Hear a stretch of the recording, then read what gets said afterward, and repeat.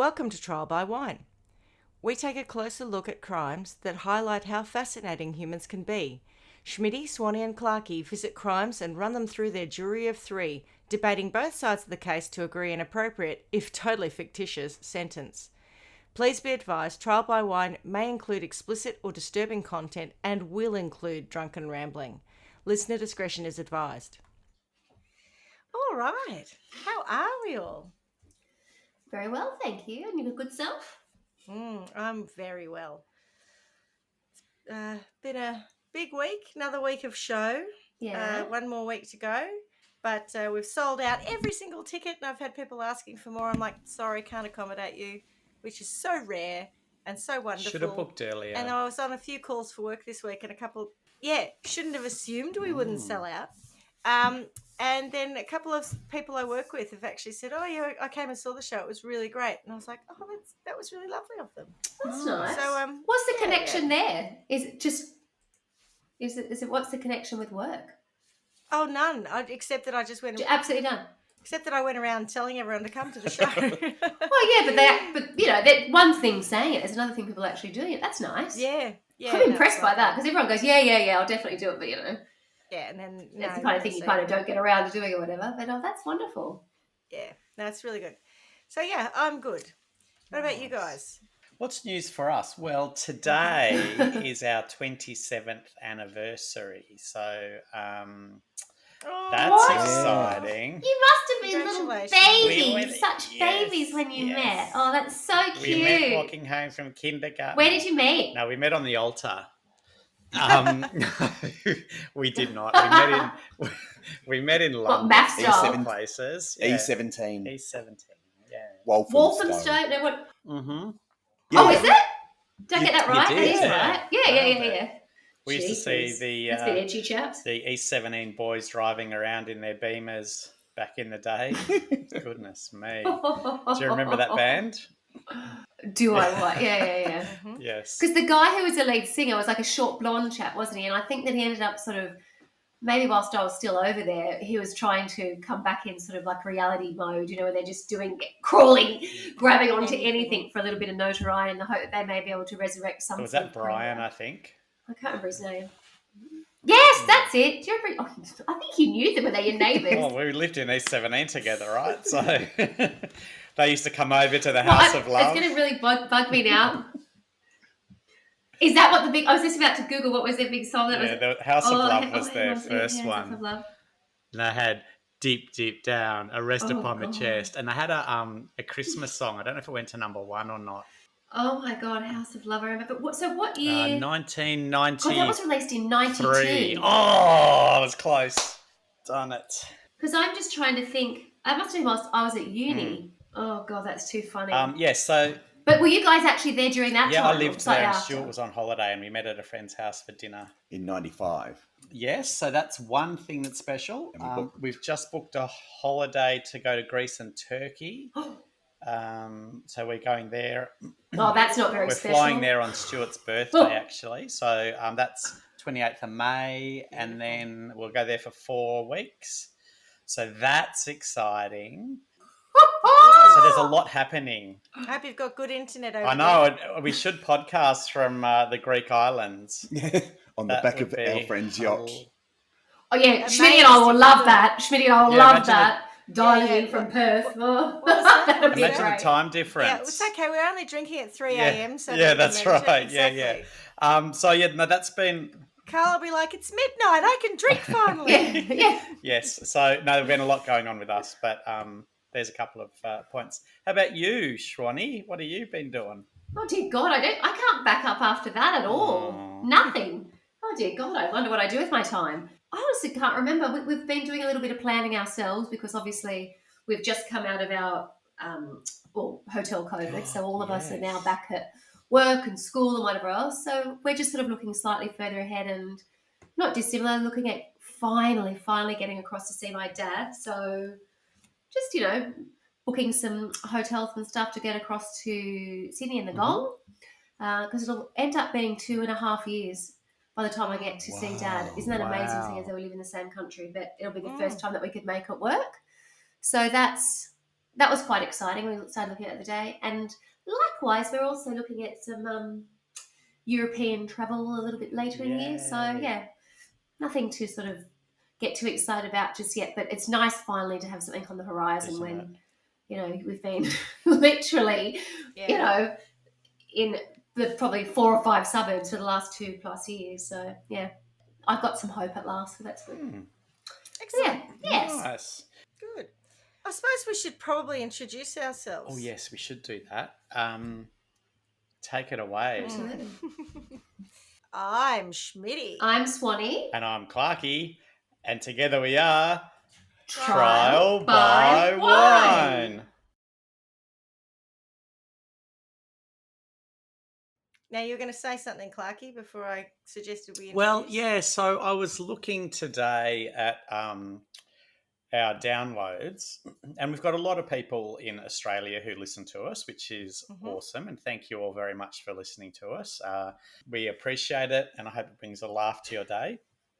But over the course of this month, we've had some people from the United States who are listening, and so I just wanted to say a big hello to you all, and I hope you're well, and do shoot us a message if you'd like to tell us a little bit about yourself, whether you know any of us or whether you just randomly found us on the internet. But we also had 2 people from the UK, so a big hello to them as well. And we had someone from Russia, and so I would like to say hello to them as well, because that one's a very random one. But again, I appreciate them listening to us. Thank you very much to that person from Russia who is listening. Indeed. And we have in the past had a listener or 2 from Romania, Monaco, France, India, Belgium, I think. India, yeah. Yeah. So we sort of dipped our toe in the water internationally, but keep it up and keep sharing it. And I can tell you some of the band have recently joined us from Kyneton and now listening to the show as well. Would we call those our regional listeners? Yes. But I think our regional listeners, our international listeners. Metro listeners. Yes. I think, as always, it'd be lovely to hear from people, because you hear from us every week. We don't hear from you, but do shoot us a message and tell us why you like us or why you don't like us, because, you know, we have those moments too. trialbywine@gmail.com. Clown Passions 20. That's right. All right. So what are you drinking? I feel like you may have started ahead of us, Clarky. Well, yes, we have, because it is our anniversary day. Yes, but we true, are having true. we're having a Secret Village Viognier from Indigo Vineyard 2017. It's got a lovely little label on it. I'm not sure if we told you, but last week we went to what's called a pickup party. Now, that will make you think of all sorts of things that this was not. Put your keys in the bowl. Yeah, exactly. Yeah. Spin it around and away you go. No, so because we're wine club members there, they have a party where you go and taste some back vintages and have a bit of food matching and whatnot, and then you pick up your membership instead of having to get it delivered. So it was really lovely. How about you? Lovely. I am drinking a rather nice Shiraz from the McLaren Vale, which is by Ivyburn, and it's called First Minister. Ooh. It's very nice. That's very sophisticated for the pair of you. You're not on cruiser territory. No. And Tony, who's sitting next to me, is drinking... Kia ora. And it's Aldi's bog standard Sauv Blanc, but the reserve version of it. And it's really okay, yeah. What happens with a non-reserve? You can just take it straight away. Yeah. Well, reserve kind of sounds like they've saved it for something special. Exactly. Yeah, exactly. Yeah. And what about you, Swanny? Are you gonna shock me? Do you want to take a wild guess? Are you drinking a... Not today. Coke Zero? Well, it was either that or Diet Coke, because I do like to stock them both. And I'm going to do my little influencer. Yes, today Coca-Cola. I'm having a Coca-Cola, no sugar, real Coke taste. But I'm also backing it up with a chaser of still water. Calm so down. There you go. It's always riveting at my house. You're I know. hardcore. I'm trial by. I am the trial for you guys. I'm sorry about that. Trial by sober. Yes. No news there. Nothing. All right. So, do you have a story for us today, Swanny? I do indeed. And it'll be very different territory than where we've been. And I've done that very purposely. The living God. Right. Phew. In having said that, it might be... It might leave some loose ends. And there's some things that I just can't account for, but I will go through the story anyway. But everywhere that I've read about it, it's bizarre for everybody. So it's not like you're going to come out and go, oh, I totally understand what happened there. That's part of the mystery. That's part of the the attraction of this story. So Cue X-Files in music. terms of things, absolutely. So in terms of things that sort of interest me, and everyone knows I've got a bit of a thing for pop culture and whatever else. This is a story that starts in New York, and the things that it sort of covers, are totally my cup of tea. It relates to a Manhattan hotspot, which was a restaurant, which was a bit of a celebrity magnet. It features an it girl who ended up becoming a sort of a brand of her own. She was a very beautiful blonde. It also features an Ivy League educated character or an author of some books, and of course, my favourite thing, Rikers Island. So, I've got a bit of a thing. Every time I hear Rikers, I'm like, oh. And I'm starting to get a real feel for Rikers. I've actually seen some aerial shots of it. And, of course, have you guys watched Inventing Anna on Netflix about Anna Delvey? Okay, well, I won't go into it too much, but she's in Rikers for most of the so it is a prison. that show. Yeah, it's a prison. So they show it is, but it is really an island. So it was set off, I think, like probably Alcatraz. Yes and no. I think there is like there's a road, like a bridge that goes across to it. But I suspect it was probably like a prison farm or something to start with, which was just away from Manhattan. So it's not as far north as I'd envisaged. In my mind, I figured Rikers was, a fair distance away from New York City per se, but it's not. It's actually like one of the boroughs, I think. So that surprised me, but it has lots of different levels as I understand it. So, when you're watching it on Law and Order, they're always at Rikers and you think, oh my God, they're such serious criminals. And then I think there are different tiers. And but when this story involved Rikers, I was like, oh, there you go. I love a little bit of a Rikers reference. That'd be like blue collar and blue collar criminals, white collar criminals in the same place. Is that what you mean? I suspect it's everything. It feels like it's a bit of a holding bay for anything that goes on, within New York district. I don't know what you call that, and those boroughs, I think to start with, everybody kind of goes there before you're farmed out based on your actual sentence. So that's why I think so many people do time at Rikers. It's like before you, if you do bail or you haven't got bail, that's where you are. Do they do homestays there? Airbnb? They might I feel like the only thing you're missing with your infatuation is actually experience being there. So if they don't, maybe you should... I've got to be very careful, haven't I? Well, maybe you should start writing to prisoners there and asking them if they're happy to do a 2-week house swap. Could you imagine that? Like when we go to New York on a holiday next, I was like, what have you got planned for tomorrow, Mom? I'm catching the bus out to Rikers. To Rikers. They're going. I want to just have a look. I want to do the tourist trip. Yeah. And you're like, it'll be a real holiday away from you schmucks. Absolutely. Go down to the concierge. Do you do any tours or are you aware of any tours out to Rikers Island? May I ask why? No. Anyway, so my sources are Vanity Fair, The Cut, The Guardian, Wikipedia, and probably most importantly, Netflix. So, I thought you were going to say Lad Bible. No, I haven't even looked at that, but I haven't had a chance because this is basically, fair enough. To cut a long story short, there's been a documentary that's come out on this topic in the last week or so. Right. So everything that you can read online, there's loads of, articles, but they're really just regurgitating what you've seen on the documentary. And then there's stuff that comes before that. So when they're actually talking about the stuff as it was happening, throughout the 2000s. So yeah, there's different sources, but to be honest, most of it is from the Netflix show, and it's called Bad Vegan. Which doesn't sound terribly enthralling, but anyway, we'll get to that. Is a bad vegan just someone who eats meat? A little bit more. I thought it was, I didn't realise it had egg in it. I thought it had vegan egg in it. I'm sorry. No, you're a bad vegan.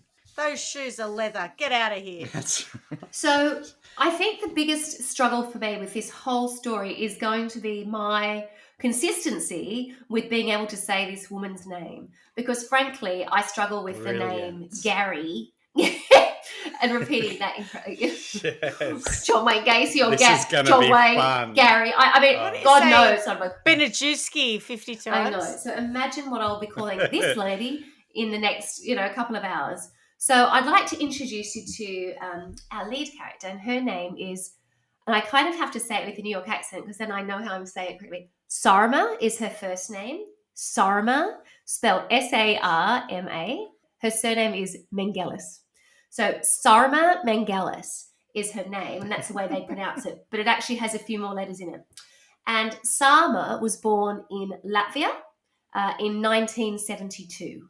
So she's probably about to just turn 50. She's a year older than me. Sarma and her family immigrated to the US, where they lived in Massachusetts.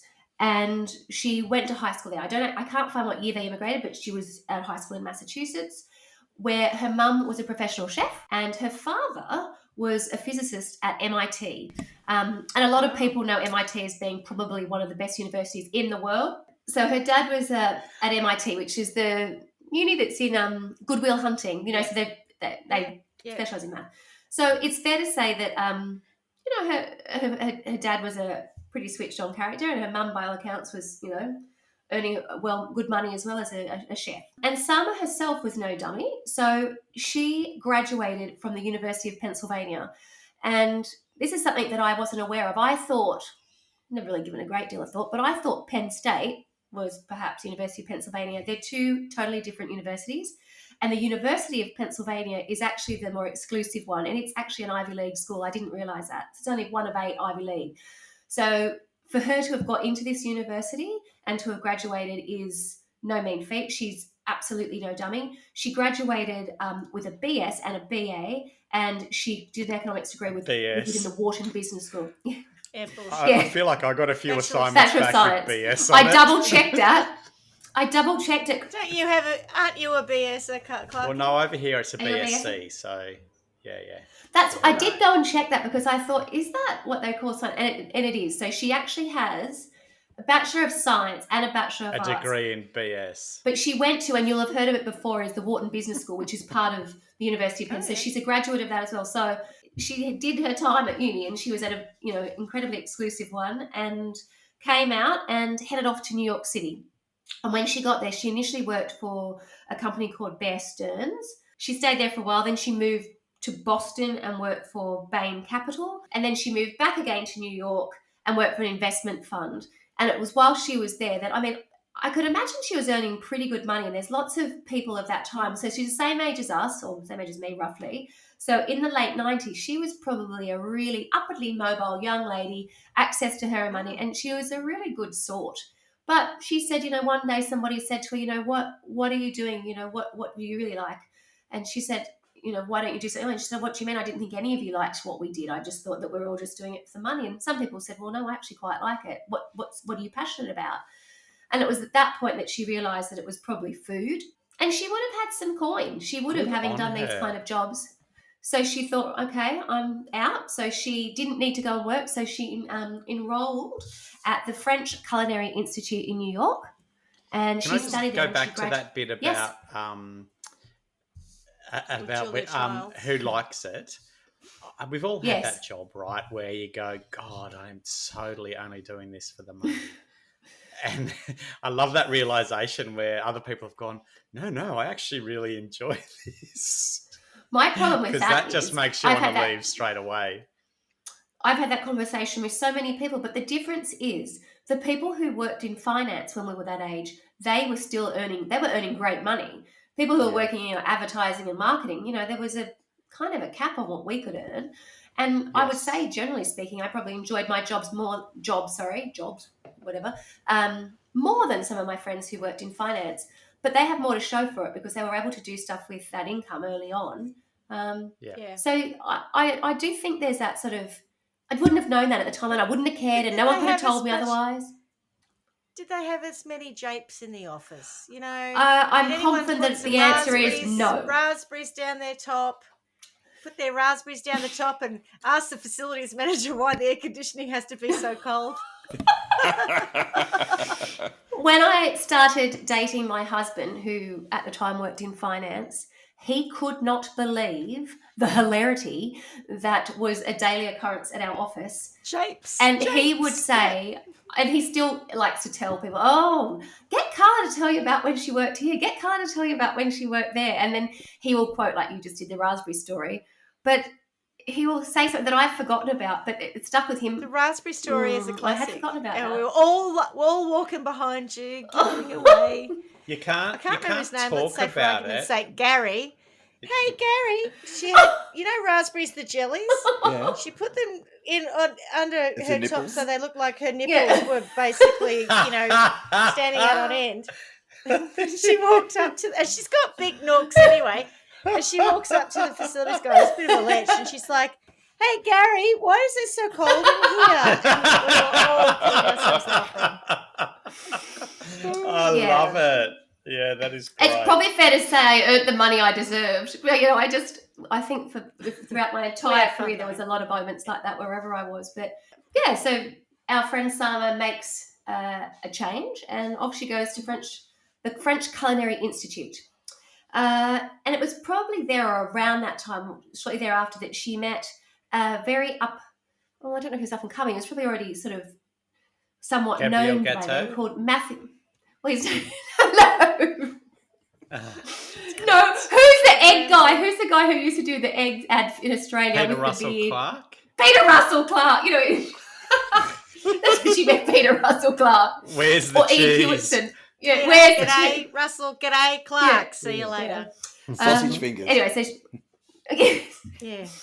oh God, my father has sausage fingers. My dad has the Really? biggest hands of anyone you've ever met, and he has fingers that are so thick and broad that he worked in steel, and at one point one finger was crushed, but it actually split like a burnt sausage, so they actually were able to just pull it and sew it together like a unburnt sausage. You know what it feels like? Yeah. Like a Frankfurt. Yeah. Oh. But think of a big sausage. Don't think of Big, don't fat think, bratwurst. yeah, something like that. Anyway, on that Kransky. note, and we're supposed to be about vegans. That will probably turn everybody's stomach. So she meets a gentleman called Matthew Kenny, and Matthew Kenny has a bit of a profile already in New York. He's a chef, and together they open a restaurant called the Commissary in 2001, and it's quite the place, I think. Like Not the commiss, like commissary, is in a commiseration. no, is in a Commissary, I commissary. think it Oh is. yes, that's it. Commissary. Commissary. That's it. Yeah. Yeah, right. God, I'm sorry about that. Remember, that's where we used to have our breakfast at Foxtel. Yes, In the commissary. That's right. Yeah. Commissary. That's exactly. Not the same place, Commiss. but yeah. They have a lovely relationship, and they're a very good-looking sort of young couple, and they are, darlings of the New York restaurant scene, and people are noticing them, and they're just sort of going from strength to strength. And it's sort of at about this time that they start to speak to a gentleman called Jeffrey, and again another really tricky surname, not because Weinstein? it's Jeffrey Chadro, but he's basically an investor in restaurants. And it turns Chode. yeah, Chode, we'll just call him Chode. Chode. And there's lots Yeah. of restaurants that you've probably been to. Like when I really started to have a look, he had there was a group of restaurants called Asia de Cuba. There was one like in the Sanderson, I think, in London. There were lots of different restaurants. He did some stuff with Elaine Ducasse. So he was the real deal. And he basically said, look, I think you guys are fabulous. This thing that you're starting to talk about, this raw food and veganism. Tell me more about it. Let's see what can be done. And so they closed the commiss, I can't even say the word, in 2003. And in consultation with Jeffrey Chadro, they end up launching their own restaurant. And that restaurant is called, doesn't sound very exciting, but Pure Food and Wine. And it was a revelation. Oh, It I was like the the last first bit. Pure Food and Wine. And it was New York's first upscale raw food restaurant. Now, you got to remember, this is in 2004, 2003. yeah. So, now it's a really common thing for people to Big talk thing, about, but or yeah, it's yeah, incorporated yeah. in other menus. Yeah. This was really cutting edge, and certainly on an international stage even, people were really looking to see what was being done there. And it was sold out constantly, booked out constantly, and a real celebrity magnet. So where it was in New York, not far from Gramercy Park. So the neighbourhood's called Gramercy. And having been fortunate enough to stay nearby, it's quite a sophisticated neighbourhood with lots of sort of actors and artists and writers. I would call like a clever neighborhood. You know what I mean? People who are looking for new things and happy to try new things, but also have enough disposable income to probably go to a restaurant like this and give it a shot. So and eat raw food. Correct. Which of course, you know. Please give me $100 and have some raw broccoli. Excellent. Anyway, not wrong. It's interesting because when you look at a lot of the food, it looks exactly the same as the kind of stuff that is now served in quite commonly. Yeah, but I suspect at the time it would have been, you would have been like, oh. And there's this one dish that she was famous for, which was this sort of like raw lasagna, which sounds horrendous, but people would go in there especially for it.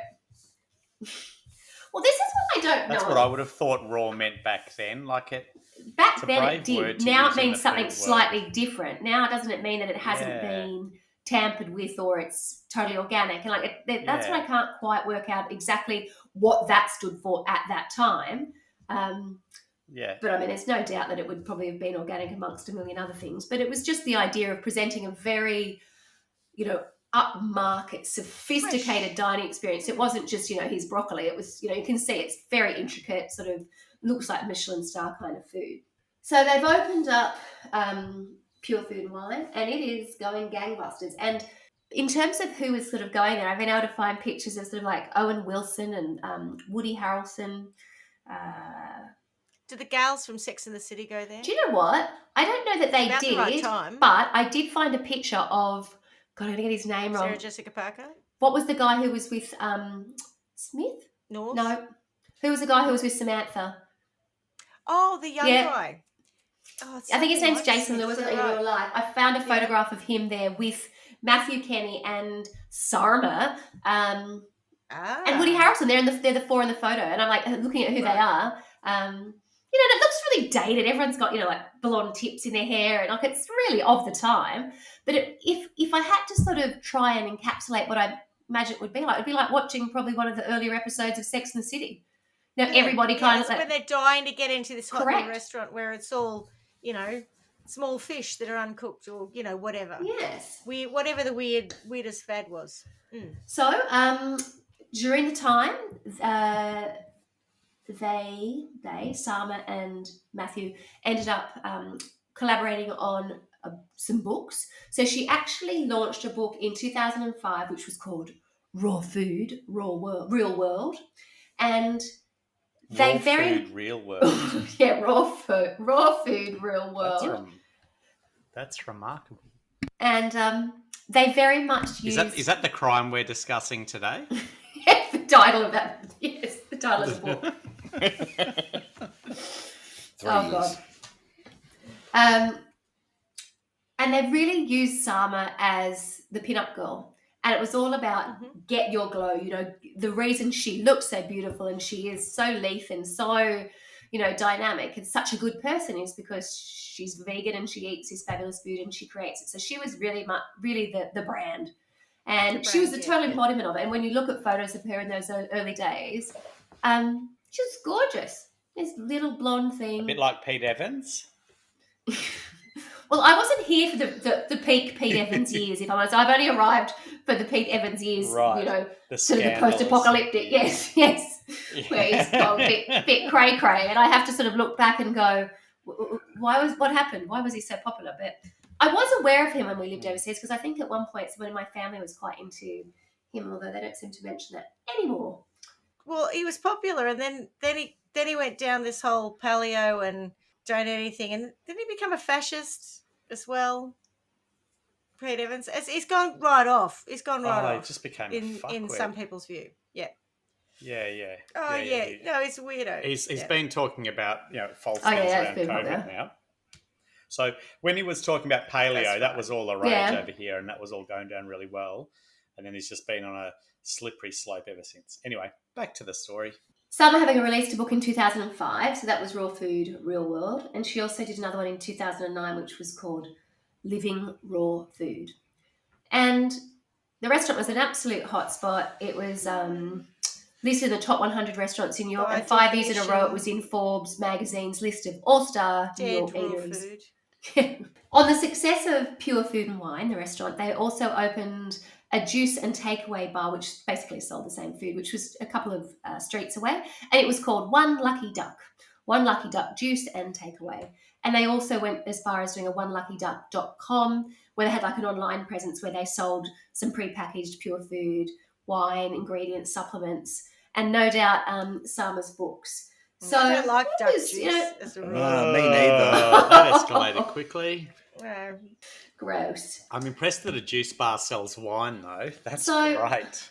In 2009, Sarma believed that Kenny gave inadequate attention to the financial side of the operation. So I think it's fair to say that their romance might be over as well. And then the backer, who was Jeffrey Chodorow, he turns out, and I didn't know this, I actually found this out myself, he was really taken with Sarma, and I think everybody was, to be honest. But he was also very impressed by her business acumen, having gone to Wharton, and the fact that she'd worked in finance. And it turns out he'd actually gone to Wharton as well. Right. And so he expels Kenny from the business, or for the operation, I guess, for a better word, and then he lends Sarma $2.1 million so that she can buy the business outright. What? Wow. Okay. And off they go. So, and that's the last you sort of hear of Matthew Kenny. And I've looked him up, and he's a very successful vegan raw chef still. He's got restaurants all around the US. And then there's sort of no reference to him again. He just gets on and does really a his chef thing. if all you do is cut things up. And chuck them on a plate. That just makes you a chopper-upper. But There's a no. part, So I'm isn't it? wondering, what were the terms of the loan? Do we know?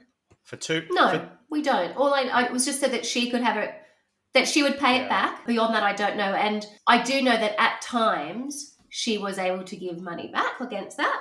But it certainly wasn't something that she had access to outright. And she was in quite, what will I call it? I think from everything that I can read, running a restaurant is a very stressful and very Tiring job. expensive undertaking. And a lot of people fail. So although it's on one side, I'm saying her business was a success, and she had an incredibly loyal staff. They adored her. They used to call her Sarma Mama because she was such a motherly figure. And she, by all accounts, she was just the most gorgeous woman, beautiful boss. Everybody worked there for like 10 years. Like, it was just this real, they had a vision, and are the first people who were doing it, and people were really behind her and wanted her to succeed. And, I think she worked incredibly hard, and it was just a real moment where something was happening. It was like a movement. The people who worked for her were totally behind that idea. And at the time, it was, a little centre, little universe. People were coming there, celebrities were coming there. And I did read that lots of gentlemen had a crush on Sarma. And one of those gentlemen happened to be none other than Alec Baldwin. And Alec Baldwin sort of lived in the neighbourhood. Mm-hmm. And I'd be all right with that. he really fancied Sarma. And I don't think that she really felt the same way about him. But they did have this sort of like, I don't know if relationship's quite the right word, but they communicated outside work. They emailed, they had phone calls. And I guess they had a friendship that he wanted more. And it didn't really go any further. And at one point she said to him, do you know what? I think you need a dog. And she went online to find him a rescue dog. And instead of finding one for Alec, she found a photograph of a dog that she instantly had a connection with. And she ended up adopting this dog, which was a pit bull. She's totally in love with this gorgeous dog, and she calls him Leon. And Leon becomes her, like, best friend. Like, she's totally enamored with this dog. And dear old Alec Baldwin, this is incredible, right? He goes on to meet the woman who will become his wife, Hilaria, who's the woman who in the last couple of years has had about 10 children to him. He meets her in Pure Food and Wine. Can you take anyone serious named Hilaria? No, you don't have to take her seriously, that's for sure. Hi, this is my wife, Hilaria. So there's actually an Instagram post or something where he's celebrating his anniversary, and he says underneath, because this is the woman I met 9 years ago tonight at Pure Food and Wine on a beautiful summer evening. I was outside and she was at the table next door, and that's who it is. So although he didn't end up with Sarma, he ended up with Hilaria, who he met at Pure Food and Wine. So at this point, we have this sort of point where Matthew Kenny's gone. Chaudhry's given her the money to pay for Pure Food and Wine. Her staff are incredibly happy. She's got the juice bar. She's working all the time. And the reality is that she's actually very lonely. And when she goes home, her whole focus is Leon. It's all about Leon, and there's, you know, hundreds of photographs of just her and this dog, and she just looks kind of sad, really, a bit lonely, not really that happy. What year are we in now? We're probably in around 2010, anywhere from 2009, 10 into 11, where it's just, you know, business as usual, and the restaurant's doing well. She is still has a massive profile in New York. I wonder how Leon's feeling. Leon's pretty happy, I think, as a rescue dog. Anyway, so it's around about this point that we find out that Sarma sees that there's a man who's interacting online with Alec Baldwin. So when Alec Baldwin is tweeting and putting messages out there's a guy called Shane Fox who is quite often commenting and you know witty repartee and quirky little comments coming back, and quite often Alec will respond to him as well. So she sees that there's a connection there. You know, she knows Alec or whatever else. So she ends up talking to this guy who's actually not in New York. I think he might have been in Boston. Anyway, so over the coming months, they start up a online sort of relationship, for the want of a better word, talking and, just communicating. And that's odd. Yeah, it's a bit, I think it's one of those things. Is that normal in any way? Well, if you look at anything like catfish, it certainly is. Exactly. But it's this thing where you don't realise people's public persona versus their private kind of. I think she was just a bit miserable, to be honest. Yeah, she had the dog and that was about it. And I think that the reality of running a restaurant was so It's like a 23.5-hour day. Like it's overwhelming. It's a whole life. And there was a lot of financial but have you ever seen someone comment on a friend of yours post and then gone, I'm going to reach out to them and we're going to have a online relationship? No, I have not. I think that's quite comical, as you say. But I'm sure lots of people do meet that way in some respects. You know, it's like, oh, well, they know that person. So there's that degree of, connection or comfort that you think, well, they know they can't be a bad person. They vetted them. They're pre-vetted. We met on Alec Baldwin's page. Yeah. Like, God. Oh, God. Anyway, that seems odd to me. Yeah, it's a little. But good for her. I'm glad she's found someone. There's a lot more on where that came from. No, that's not the crime. That's just how she met Shane Fox. And they used to call each other Mr. and Mrs. Fox. And they just, they started to get on very, very nicely. And then it was some months, quite a few months later before they met in person. He came to New York. They called each other Mr. and Mrs. Fox. Yes. Before they'd even met. You started calling her Mrs. Fox, and that's... Oh, this is a little bit Kai Fortune, isn't it? Kai Fortune. There's a little bit of Kai Fortune there. Did they get engaged as well? Oh, yes. No, I don't know if they did. I don't actually know that they got... I don't know if they got engaged, actually. Did they watch movies with one of them blindfolded? Is there a strap-on coming? With a little bit of purchase from the knee? No. All right. Okay, we haven't guessed the crime still. Whew, this is a tough one. Yes, so I feel like there's a catfish thing here. But anyway, keep going. Kind of, yeah. So it's difficult. And a lot of people have an issue with this, that you've got this woman who is clearly a successful businesswoman, incredibly well-educated, beautiful, desired by, probably some of the most incredible... Real people. Real men in real life. And for some reason, she hasn't been able to either do anything with that or be interested in it. And she's just feeling very disengaged and lonely. And she strikes up this sort of relationship with this man that she feels comfortable with online. Oh, I understand it. I probably would say I had the same experience in my 30s. About being extremely successful and so desirable and yet not being able to meet someone, who I could connect with. If only I'd understood Facebook then. Anyway.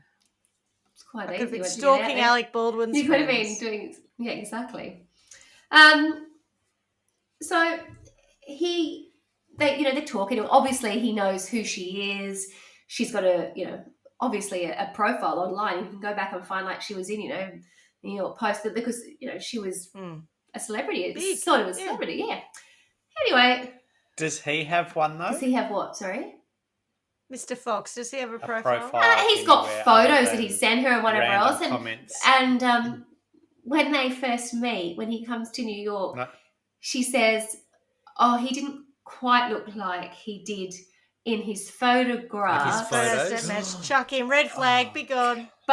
Shock But me. a lot of that's got Yeah, to do yeah. with. Down. Apparently, a lot of it's got to do with what he does for his line of work. And Oh, it turns drugs. out. Eating chips on the couch. Let's be clear from the outset, he's He's a not a screw. vegan, and he's never said that he was a vegan. But he's a little bit heavier than even she was anticipating. But he says it's sort of for part of his Quality control for job, McDonald's. but he can't really go into too much detail about his job to start with. And then over the months, he sort of starts to suggest that, he's I think you're on it to it, Schmidt. he's working in something that he can't talk to her about. It's sort of really important, but it's dangerous. And sure enough, it comes out. I'm wearing a fat that's costume, why you get fat. and that's why it It doesn't comes show out up in that my photos. The reason he's, not quite the way he looked in the photos is because he's actually doing black ops.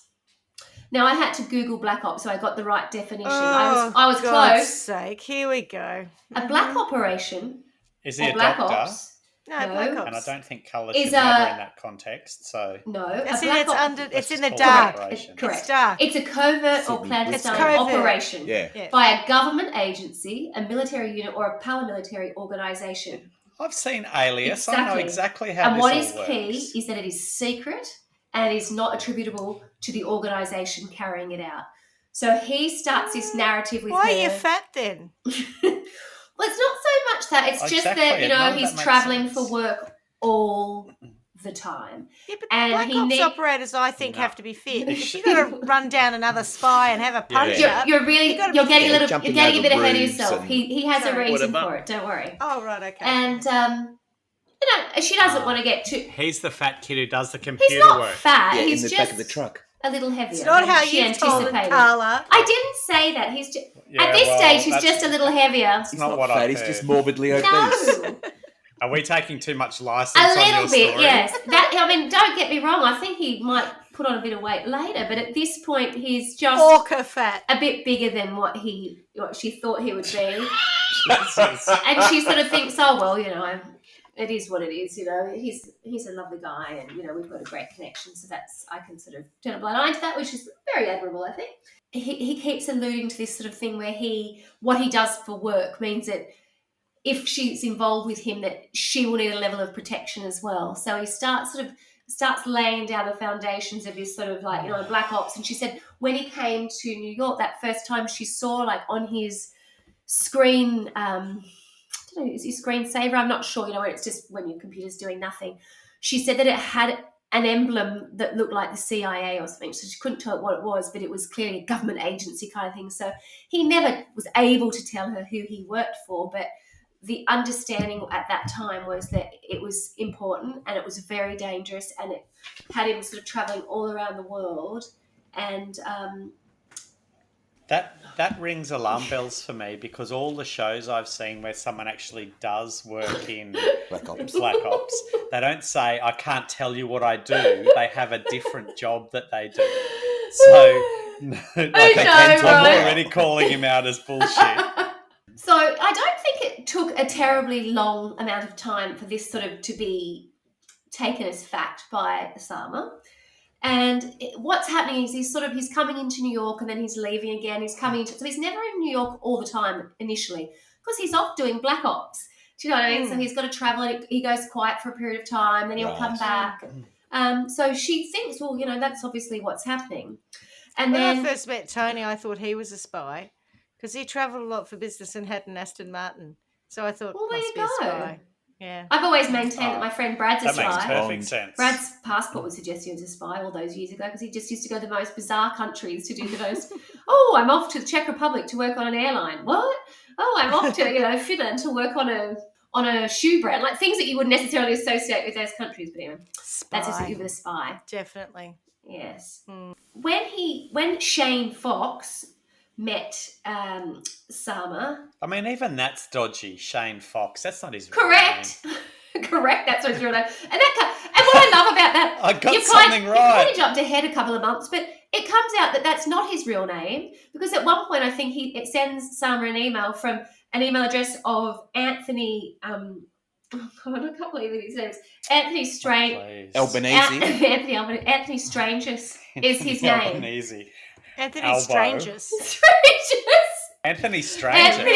Stranges. The reality is his name. is funnier than the joke. I know. Anthony This is Stranges. the problem with Yeah. this whole story. It's ridiculous. So she finds out that that's his name, and she's like, "Oh well, you know, I guess that happens. People have other names." They go, "Okay." That's his Black Ops That's alias. right. Shane Desperate, Fox. the poor thing. I know. Anthony Strange. Honestly, what she Still allowed not his herself real to name. believe early on, especially, is just beggars believe. Stick to Leon, honey. So I'm going to start calling Shane Fox Anthony Stranges from now on, because after that he does go by the name Anthony Stranges, which Okay. is his actual name. Okay? Okay. So we've got Sarma Melngailis and Anthony Stranges. Oh, that's all right. I'll call him Gary, so don't worry. When I'm talking about Gary, that's what I'm thinking of.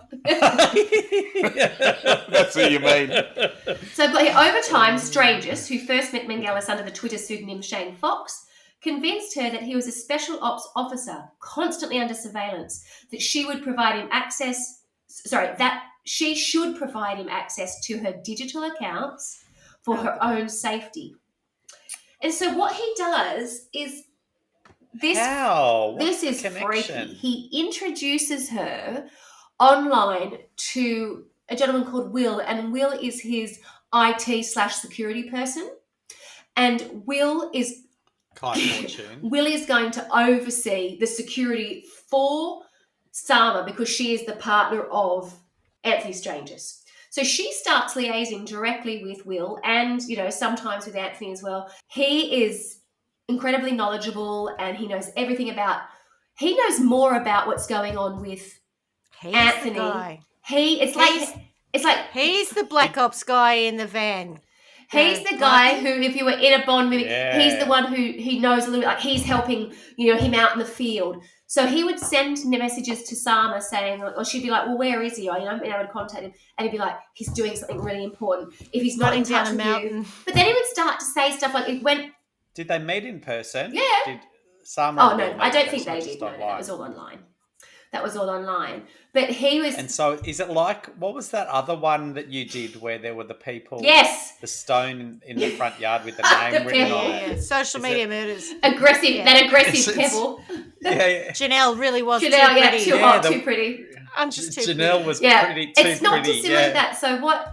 So Anthony Stranges and his, associate Will are basically the people that Sarma's dealing with. So she'll go directly to Anthony Stranges, but then he says, right, for your protection, Will take care of you. Will needs access to everything. And she gives Will all her passwords, everything, to all the bank accounts, everything, so that she can be protected because of the Black Ops connection. And because he keeps disappearing and he's off on flights here, there, everywhere, she thinks that that's legit and that's where he really is. So that's where it sort of starts. That's amazing. She's obviously quite wealthy and she's happy to hand all of that over. Well, this is what's interesting. I don't know that she is wealthy. And this is where it's very different. She has access to She has money that is someone not else's money. necessarily hers. So She's got for the instance, $2.1 million loan. she's got that. She's got the money that's going through the restaurant. But does she have a lot of her own money? Not necessarily. I think it's not, she's not struggling, I don't think. I think she leads a nice life. But it's not that she's sitting on money. It's actually an ordeal, Right. if I've understood it correctly, to run the restaurant, to keep it profitable, to keep them, being able to pay staff, to have the caliber of food they need. It's an expensive undertaking. And I don't think that it was ever like a situation where she was rolling in money at all. I think it was quite different. But she certainly had access to money and investors and, Gotcha. for She's somebody. quite a good target. She's a Correct. good target because she's working herself. She's exhausted probably. And she's quite happy to suspend disbelief because she's lonely and he's not around all the time. So it's not like annoying her. So she can still do the restaurant and whatever. Oh, And as you absolutely. say, she's got access to people. Yeah. Didn't she pick him though? Yeah, Not but he's necessarily. I think it was. From Alec Baldwin. I don't know if it was that. I think he probably had spoken to her Bit of first, but banter. she was, I don't think it was her seeking him out. I Gotcha, just think it okay. was that just sort of, Yeah. they had something in Okay. common. But this is where things sort of start to take a more bizarre turn. And he starts to suggest to her that he's not actually human. This is Strangers. Yep. This is Anthony What is he an android now? So what he says is it's all this sort of like alluding to stuff all the time. And he calls her TBH, which stands for tiny blonde human. And he calls her that because he's starting to suggest that he's more than. He's not a human.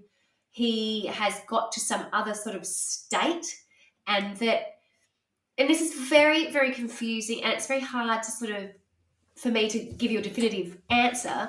But over time, he starts to introduce this concept of this being this like family or this entity that he's part of that really is nothing to do with the military or black ops. It's actually way more mystical, and it's the way it's been described, and described by Sarma after the fact, is he watched loads and loads of movies. And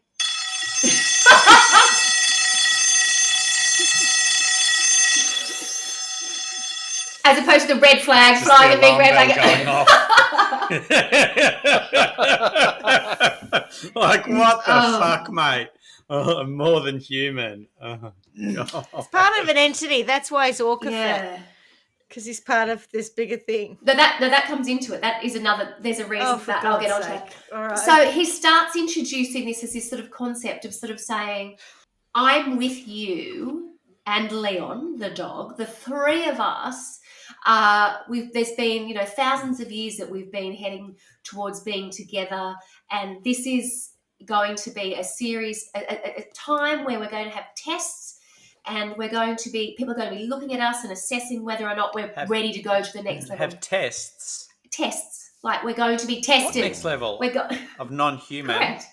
We're going to be tested by, and I think he refers it to a semi-sort of divine group called the family. Not like the cult in Australia. Correct. Not like that. Not like the cult. No, not like the cult, but like a cult, like it's a cult. It's sounding culty. Yeah, and he uses all of those sort of coercive control techniques and stuff to start to take a woman who clearly was very bright and switched on and running a business and had a huge profile to turn into a Anyone can be brainwashed. We did it in Nexim. Anyone. They don't pick dumb people because dumb people aren't worth taking down. Yeah. Sorry. So, it can happen. What do you mean by dumb people? I mean that it's not often people who get sucked into cults, everyone just goes, oh, they're stupid, it wouldn't happen to me. Point is, it could well happen to you. It could well happen to anyone because they're so manipulative. Yep, agreed. Yes. And what's important, because you don't realise at the time, was just how much financial pressure she was under. And a lot of it comes back to... Yeah, right. So she's... Yeah. So what he's suggesting to her is, if you are able to trust me and the process, there is something bigger and better for us, and it will be riches beyond, and we will be fine. And the business, he never talked badly about the business, quite the opposite, because her dream was to take it further, to build it bigger, to be everywhere, so that she could sell this idea of a better way for people to eat, which would be better for the environment, better for humankind. So it wasn't like she was coming from a bad place, and he didn't poo-poo that. He just said to her, if you believe me and if you participate in this, to that end, you will be able to achieve that. So I think that... And make your dream come correct. true. And I think that's where she was able to... And then we will ascend to the seventh moon of Wawa. Yeah. Nay. It says here... Nay. So that's why she'd given him access to everything. Ultimately, millions of dollars, of course. And he said to her, it will all be returned. And then, tenfold or else. But that a nebulous semi-divine group called the Family would confer to her special powers and protection if she only proved herself worthy. The last point is significant, given that, as Sarma explains in an interview, she was under a large amount of personal debt at the time she met Strangers, and she worried about maintaining the restaurant. And there are so many aspects of her personality which I think at the outset she was a mother figure to these people. They all worked for her for a very long time. She truly did care for them. They adored her. There was this fabulous, not so much work ethic. They loved camaraderie. That's the word. Yeah, at the restaurant. it was the place to be. No one wanted to work. They all wanted to work there. They loved her, and everybody was happy with the situation. But that's that public face versus what's happening privately. And privately, she's absolutely shitting herself because she knows that she's not in a position financially to continue doing this. The pressure's mounting. And so when this guy walks in and he sees access to money, he sees what's going to work for him, and he's like, well, how am I going to leverage this? And then he starts to introduce all this loopy stuff. And one of the things that you were talking about before was his size. And in the documentary, they ask one of the girls who worked in the restaurant if she was aware of the meat suit. And she went, no, like, you'll have to give me a minute. What is the meat suit? And the meat suit was your body, it's your the flesh. way he described this sort of his weight. He said to her, look, I have to carry this because it's part of the test. I'm kind of supposed to be repulsive to you to test you, because I don't think she was attracted to him at all anyway. And, certainly when you go through, it's bizarre, but that's what the meat suit was. It was this idea that because he was not a human, he was just wearing this. This is your meat suit. But isn't that just vile? Oh. So, and all this stuff, this woman running a restaurant, running around town, well, this is sort of starting to build. And these are sort of the building blocks of out of fantasy. And I would definitely recommend you watch the documentary, because a lot of it was recorded. So it's not as though she was a total idiot and she bought it hook, line and sinker. She always had this level of doubt, and she was starting to record lots of conversations.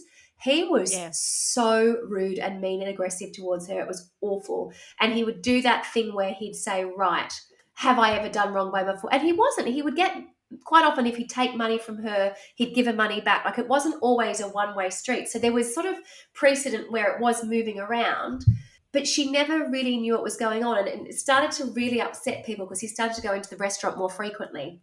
And then he started to come in as if he was, a person that really had any authority, had some jurisdiction over it. And the reason he did that was because they'd gone and got married. So you said before, did they get engaged? I can't find anything about them being engaged. I just feel like it was one of those things where it was all really secretively done.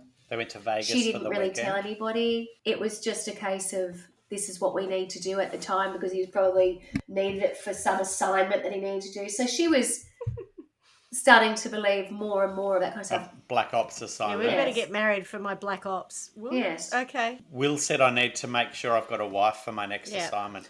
But Will was one of the most detrimental parts of it, because ring? Will would send messages to her that she would question something, and Will would send it back saying, he's in the field. All you know is that he loves you and that this is happening and whatever else, but we can't say anything more. Please don't answer this message, or please don't do that. So she'd be like, oh my God, what can I do? Having said, there were other times. So she was trying to question things at different points. She didn't just go, oh, okay. But where he really, really got to her, and this is, a big selling point, when you see all the promos and stuff, he told her that through the family and the powers that they had, that they would be able to make Leon, the dog, immortal. And that is pretty much what I think got her over the line. She allowed herself to believe that. If someone had told me they could make London immortal, I would have been like, sign me up.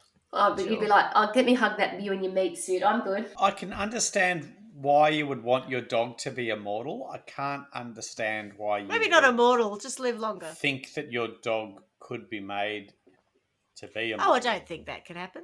No, but therefore, would you sign up to someone who said... This woman's believing I'd make he's got his Black immortal. Ops.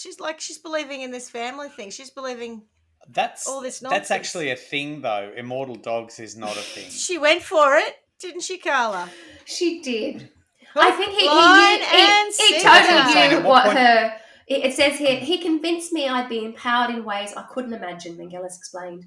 I would have access to unlimited resources so that I could help the world, make the documentary I always wanted to make, the one that would finally change people's ways and help eradicate factory farming.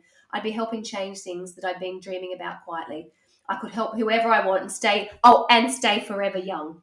That was it. So she would stay forever young, he would stay forever young, and Leon would be immortal. So those are the things that are the soundbite. Yeah. Just turn them into vampires. At what point do you go from the unlikely to the impossible? Oh, yeah, I know.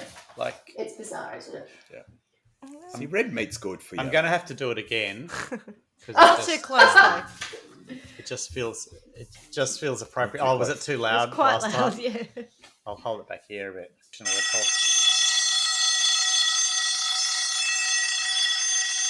Is that still loud? Yep. Fairly.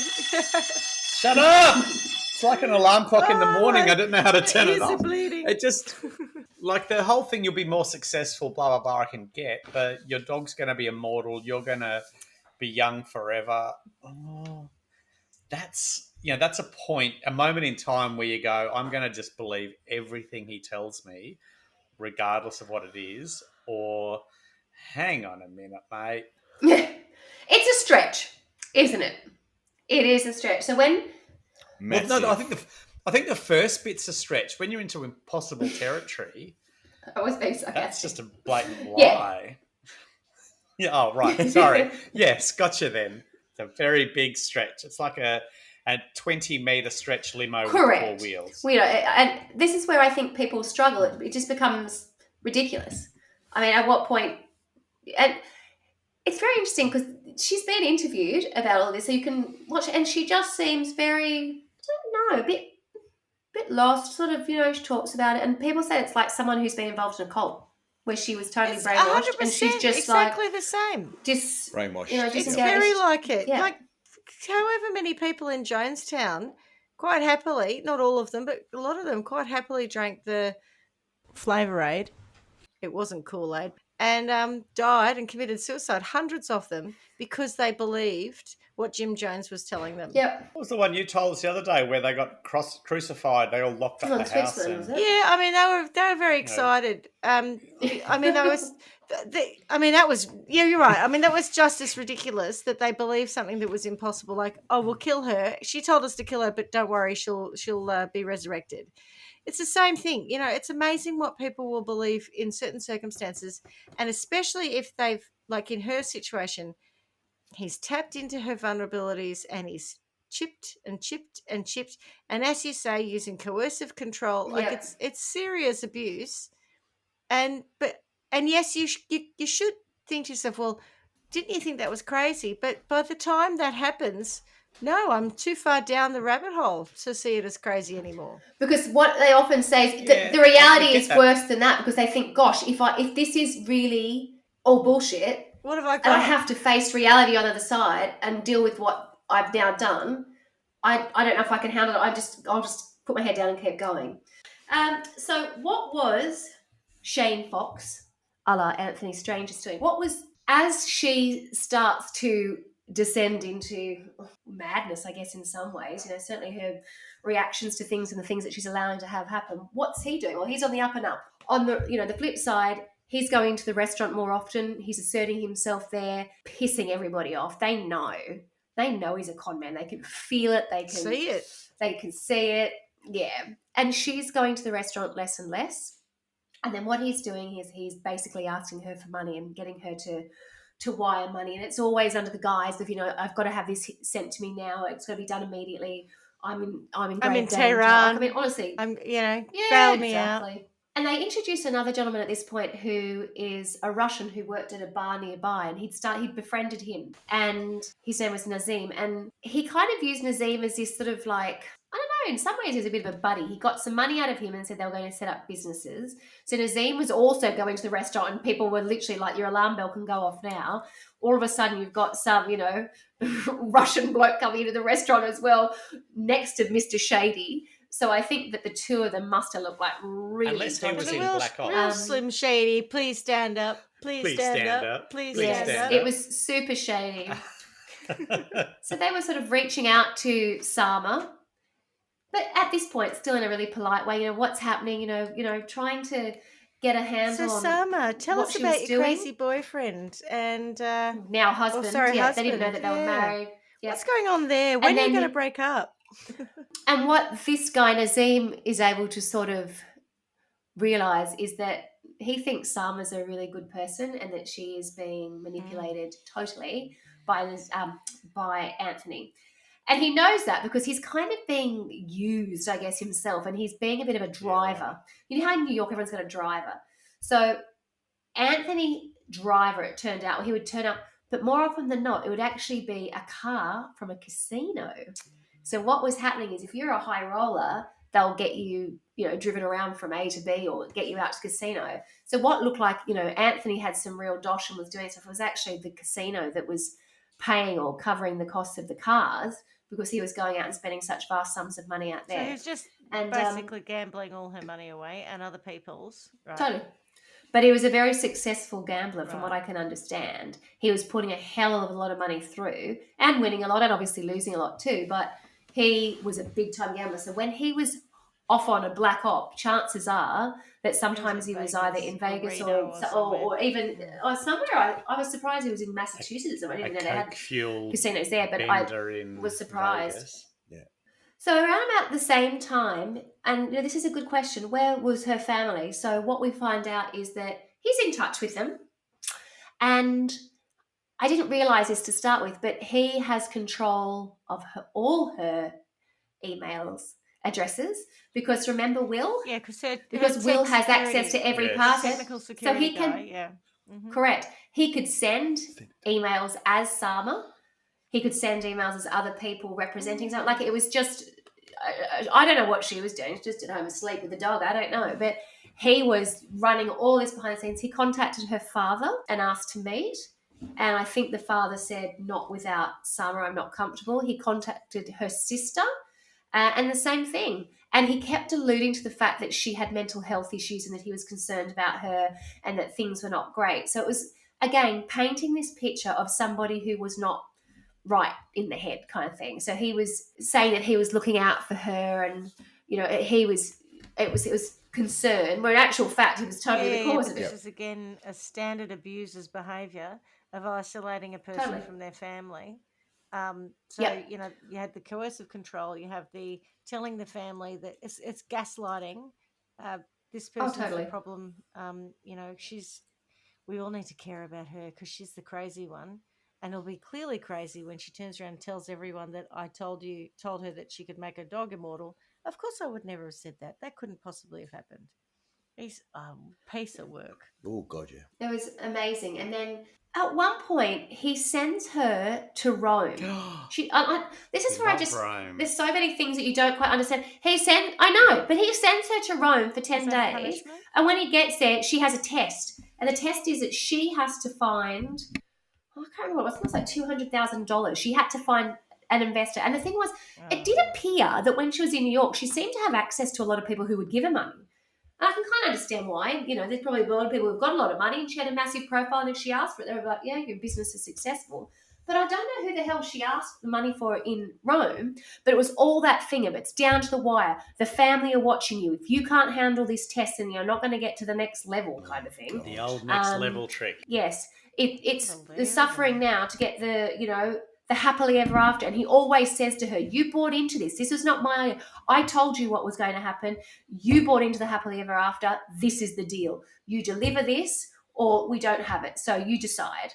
And he would be screaming at her and saying to her, if I tell you to, wire money tomorrow, are you going to do it? And then she'd pause and then he'd be like, if I tell you to take all your money out of the bank and light it on fire, you do it. Like he was just abusing her kind of thing. And she would sort of push back, but then invariably we'd get to the next point and then she would have done another transaction.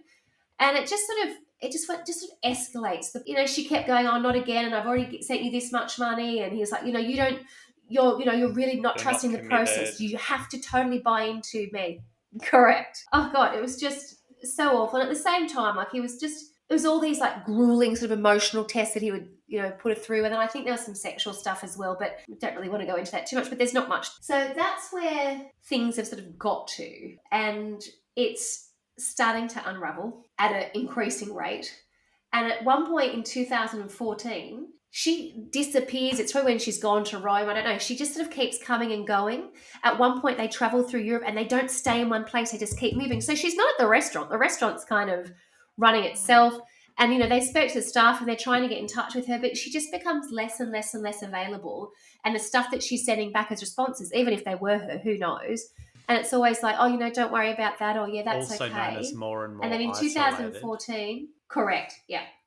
And she doesn't even know where she's going. This is where it's sort of infuriating, where you just go, what's also difficult for the staff back at the restaurant. So I think it was probably the restaurant shut once in July of 2014 for a month because she didn't pay the wages. So they put signs up on the restaurant, like to the people who would normally dine there or whatever else, saying a month's worth of wages haven't been paid.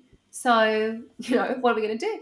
So she sends them notes saying, oh, don't worry, it'll all be sorted. It was just a banking glitch or whatever else. And they end up being paid and everyone comes back to work. And she's just not there. One of the guys gets in touch with her and suggests what she's doing is illegal. And so she sacks him and then he leaves and goes. So what was that? Someone said raw food's illegal. No, not paying your staff. Oh, yeah. No, so he illegal, basically, and he said, look, I was really annoyed and I was probably more aggressive than I need to be. He said, but I was. And basically she sacked him on the spot. Anyway, he went into some other business consultancy and they opened up around the corner. He said, most of the staff went with me and they worked around the corner. He said, but as soon as it opened back up again, they went straight back because they loved the brand and they loved working for her. They had loved working for her. Yep. Time goes on again and then they're really starting to take more and more money out of the business account, and he's having to take the money out of Pure Food and Wine into her personal account. And then off to can I just ask, is Pure Food and Wine in her name at this stage? I know they're married, but is that joint debt that he's dragging them into, or is it? No, I don't think so. I think that's separate because she's taking the money out of Pure Food and Wine into her own personal account and then onto it away. Yeah. But so he's putting her in debt, not them in debt. That's right. Yeah. But so in terms of that control, it's more about this is detrimental to her more so than to him.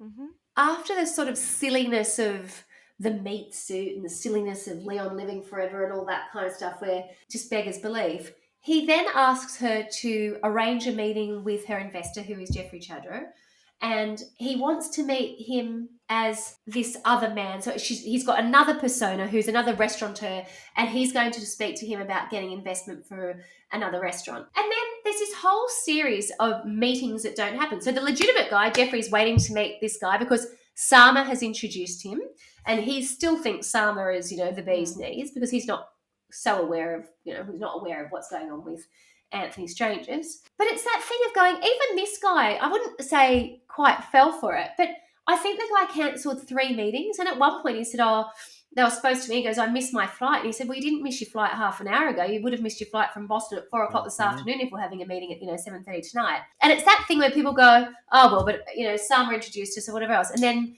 they were due to have another meeting. And then he would never plan to go to this meeting, but he sends Sarma along. So she goes and meets Jeffrey Chadwick in Miami, and he's like, well, where's your friend? He's not very reliable. I mean, I'm thinking that you're a really professional business guy. I'm so confused why you're even now a little bit sort of like, I don't say buy into it, but you're not going, this is bullshit. Hello, alarm bells. He likes her. But he's buying into her. Yeah, and he does. And that's the charm of her, in everybody standing by her for as long as they have and waiting for her to wake up. But I'm wondering what he was expecting was going to come. He being Shane Fox was going to come. Yeah. Was he hoping that just more money, more investment? But was he hoping that she would, do the deal for him in his absence? Because otherwise, it sounds like a terrible strategy. Because he knew that because of the charm of her and her relationship with Jeffrey, he's right. Otherwise, it'll be quite hard to explain why someone else has the same meat suit as him, but it's actually. But also, it's I just risky. Borrowed your partner's meat suit. Sorry, but it's also risky because if she meets with him, I'm really good with names, but you know who I'm talking about. Jeffrey, and they sit down and go, God, it's the 3rd time he hasn't shown up. Weird, and then Jeffrey goes, are you sure he's legit? And she goes, well, you've backed me in the past. And that's where it's annoying. From Shane's point of view, this is something that I think is a very risky trick to try to pull because it could 100% backfire on him. Strangeness is relying on the level of manipulation that he's got Correct. over her. And that's the no risk. matter what anyone else says, she won't But change that's her the mind. risk that because he could actually do that. You're absolutely right, but I at this point in time, how far down this path she's gone, I'm not sure it's that big a risk. I know what you're saying, but Rabbit hole. she seems so under the thumb at this point. Yeah. Yeah. It actually borders on boring at this point because it's just like, oh, this is just stupid. Like, where are you headed with all of this? Like, I mean, how much money is she going to get access to? Because she's, constantly transferring bits and he's threatening her again. And I'm like, well, is there a timeline? Like, what's he saying to her? And they don't sort of allude to that. But she sounds exhausted by it all. And she's like, I've had enough. Do you know what I mean? It's hard to unpick, isn't it? So after in her community, to try to make sense. yeah. So she's talking to him, saying in the recordings that they've got, and you'll be able to listen to that. And you're thinking she's so close to saying "fuck off," I know, but she just never seems to. And then she comes through again, and she does the money. And God knows, sometimes I don't know where she got the bloody money from, but she did. And he's like, well done, darling. I knew you could be trusted. You're that step closer. I know they're testing us. Well done. So he takes her away from New York, and at first she doesn't even know where they're going, and she's like, we just drove, and they end up in Las Vegas, and they live in Vegas. Now you got to remember, she's a vegan. All of us have been to the US. You know how difficult it is to get Vegetables. Clean, healthy food, let alone Vegas. And she talks about her time there. She basically stayed in a hotel room for the entire time, like it was months and months, while he gambled. Seriously? And then she was still not at work. Yes, it was just bizarre. And that's where you start to get sort of like annoyed because clearly he's not doing black ops now. Clearly he's just gambling. The ruses, this is where I get annoyed. It's like, okay, well, I know what you've been led to believe puts you in a really embarrassing understatement predicament. But then she just sort of becomes this sort of shell of herself. Yeah. And so they stay in Vegas for a number of months. Then they go back to New York again, and people at the restaurant say, oh, they saw her, they didn't see her, they communicated with her, but they're all still going to work, which I just find unbelievable because I guess it was the restaurant's probably still turning over some cash though. Yeah, and there was an office, so there were people still in jobs everyone was just doing their jobs. Correct, and everyone was just it was still kept ticking. I'm not saying that it was doing particularly well one way or the other, but it was obviously surviving, and she was able to siphon money out of it. But then after that trip, they come back to New York, and then they go on a big trip. And at this point, they're basically on the run. And at what do you mean point, on the run? The restaurant closes. From the IRS? Have they paid any tax or anything? Oh, no. There we go. Have you ever heard of a saying, on the lam? Yes. I've never heard Oh my that. God. How have I never heard that? In Catalogue of Cons. You have heard it. You heard it about 6-7 weeks ago when I talked about being and on the I said lam. the same thing. And I said the same thing again. I've never heard of that up until now. Now I keep seeing it everywhere. Pick up your phone, I Tony. missed it? Apparently, Tony went to pick up his phone because apparently where it came from was that there were a series of pioneers types who left England on the run, effectively, on a ship called the Lamb. And so it comes from, I'm on the Lamb because they fled to America on a ship called the Lamb. There you go. That's where it came from. But it's dropped the B. So it's LAM when you say I'm on the lam. Yes, yeah. So, because I knew it. Because I was like, I'm sure that was what we talked about, and then I couldn't remember if that definitely was I it. love Yeah. how much you pay like attention to my stories. Anyway. Well, she would be No, it on the wasn't that. I land. thought it was, but I couldn't. There's so many things that I've never heard before that I was like, that's that thing. I She's think that's vegan. That reminds me of another story about being on that. It's a completely different one, and I might not go into the detail of it, but it's a little bit about I'm on the blob, you're going to have to do me up the shitter. And so... Not for today. I just thought that was, on the land. What is that from? Puberty Blues? No, from one of my friends. Let's just leave it at that. No, it's from a movie, No, isn't it? it's actually a thing that happened on the Young Endeavour. It's from a movie, isn't it? I don't know. I'm only telling you from my real life. Is it a real... Do I know it from you? I know You don't that know it I from saying. probably me. said it I to thought you, it was from and me. no, you do Oh. through me. Unless So you you covered told me it in the another story about it. podcast. Yeah. And I thought, no, years ago. No. Years Yeah. ago, Clark I know it told from me the the story story, I years think. ago. I thought it was hilarious. So when we're in Yes, the UK, that's or where I at heard some it. point, I have said, "Oh, sorry, I'm on the Sure. blob. You'll have to Yeah. give me up the shitter as a joke." Yeah. It's better than being on the lamb. You'll to have to shock do me up the you. shitter. To shock you appropriately, and it worked, and it worked again Yeah. today. Did you honestly know someone who said Yes. that? Oh Yeah, my well, no, God. I know I don't someone know. who was Do there I when know that this? was no. So I know someone who was with a Present. guy Yeah. who said, "Are you Aussie girls all the same?" Because I met someone who said, "I'm on the blob. You're going to have to do me up the shitter." Last night. And he was like, "What?" That's a good And one. therefore, all Oh my Australian God. women obviously think that way. Yeah, Anyway. they all think that Yeah, when so they're on the I, blob. Clearly I think untrue. I had told you that. Could we stop Oh, saying just on the blob? the language, Stop the saying that. language. I know. That's the story, right? It's I'm like on the- drinking red wine. Do you mind? Every time I hear on the lamb, I'm hearing on the blob for no actual factual reason. It's just like, No, I don't hear the same. what thing. else can you be on? The on the. Yeah. All right, so they're on the lamb. In January of 2015, the staff have walked out en masse, and that's it. Like they've already walked out once before, but now they have a protest out the front. They've got placards, and they're basically saying Sarma needs to pay us. It's like George Because what had happened is, Calombaris. Yeah. and they start using pictures of Sarma where she had been posting, not recently, but remember I told you that she'd been in Europe and she hadn't paid the time before. They're like, what's going on? You're out there having a life. So at that point, they do start to look into it, and then there is the investors who I don't know who the investors are. I don't know if they came in later in the They piece sound or like the earlier. They're not family. Jeffrey Chadro. It's somebody else. Like the faceless men. It's not the family. It's somebody who invested in the restaurant. So while they're on the lamb, Oh, what do you have to do when you're on the Sarma lamb? has a tattoo. Sarma has a tattoo that's incredibly identifiable. It is on her left arm, I think, just up here, like what do you call it, top of your And left does it, arm. hang on, Carla, And it is a does it heavily say inked- CNT, the only thing missing is you? No, what did it really say then? Sorry. It didn't say anything. It's a heavily inked lucky duck, so it's just a duck. But because she's so fine, it's just this ugly duckling. this duck on her arm. So what's his name? Duck juice. Strangers Waddle, had waddle, her cover it up the whole quack, time. They knew quack, that because she'd be totally waddle, identifiable by waddle. that. Quack. Quack, quack. Duck Quack. poetry.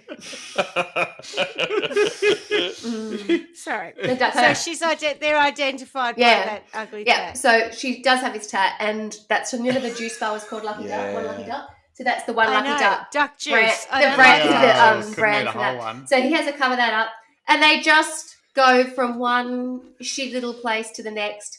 And when she reflects on it, she realizes that they've gone from one place that's got a casino to another. So who do you reckon he's going to get some money from now?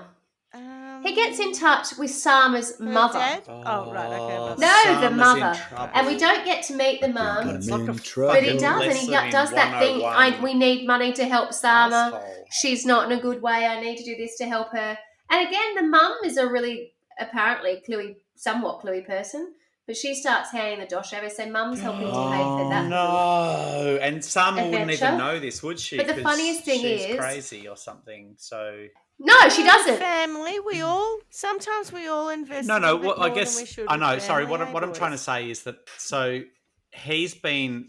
Sorry, was there a joke there that I missed? No, Probably. it wasn't a No. joke. It It's wasn't something a joke. actually we did. No joke. Oh Anyway. yeah. No, we did. No, I agree. No, but what I'm but It can no, happen to all of us. no. What I'm is trying all to say is saying. that was so Yeah. for us that was direct. What I'm trying to understand is he was It was legit. undermining her before in the face of the family. So then when he goes out and Yes. asks for help from the Yeah, yeah, yeah. family, they don't necessarily go back to her to say, "Are you okay, sweetie?" They take his word. Face value. They can't. Gotta- They can't access her. And that's the bit I'm trying to understand, So- right? So And just to be Everything's clear, going through we're talking about her real family, not the family. yeah, So yes. you're right. Yes. He has contacted, But so from- he has contacted her Yeah. mother, unbeknownst to Sarma. She does not know Yeah. this, and he's communicating with Sarma both as Sarma sometimes, but certainly as Anthony Strangers. and he's asking for money from her, and sometimes threatening her, sometimes not, but usually using Sarma's health and well-being as the lever to sort of get what he wants out of her. But Sarma is not aware of that. Put her on the phone. And Sarma, this is what it's just. Do you know where they have ended up? You will not believe this. There's a place called, they're in Tennessee is where they ultimately end up, and it's called Pigeon Forge. And Pigeon Forge is this tourist town that is just near Dollywood. No. Really? And it is... Oh, Let's go. I'd I'd love to go to Dollywood. It is to say that... It's like this strip of motels and fast food restaurants. And again, I can only imagine what a vegan would... I don't know what she did. She ended up living in this, crappy motel. She's living on rice or something. She ends up befriending one person at a Chipotle, and I believe that they must do like a salad bowl or something, and that was the only thing I think she ate. And I think by going there constantly, she ended up sort of having a bit of a friendship with this guy there, but never said anything about who she was. And he said, look, I kind of got the idea that she was on the lam, because she sort of said, she would have to get back at a certain time, and she was always watching Pigeon Forge, Tennessee. Everyone's on the lamb. Yeah. You're going to have to do me up the pigeon. I'm on the lamb. You're going to have to do me up the pigeon. Up the pigeon. Oh, enough. Gross.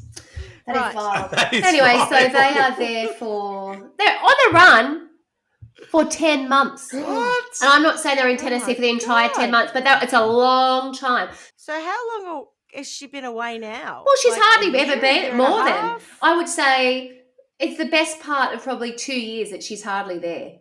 And, the restaurant, the signage, it's all 2 gone. That's the years, thing in the yeah. past. No one knows where she is. They've got no idea. No wonder one's had any it's gone. contact with her.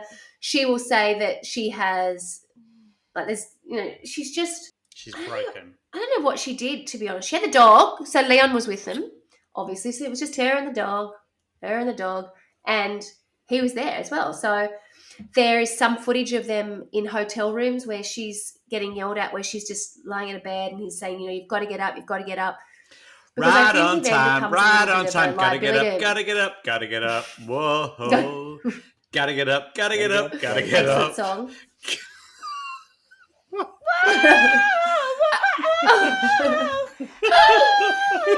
Anyway, That happened quick. I did that away from the mic because I Well knew it'd be played, upsetting.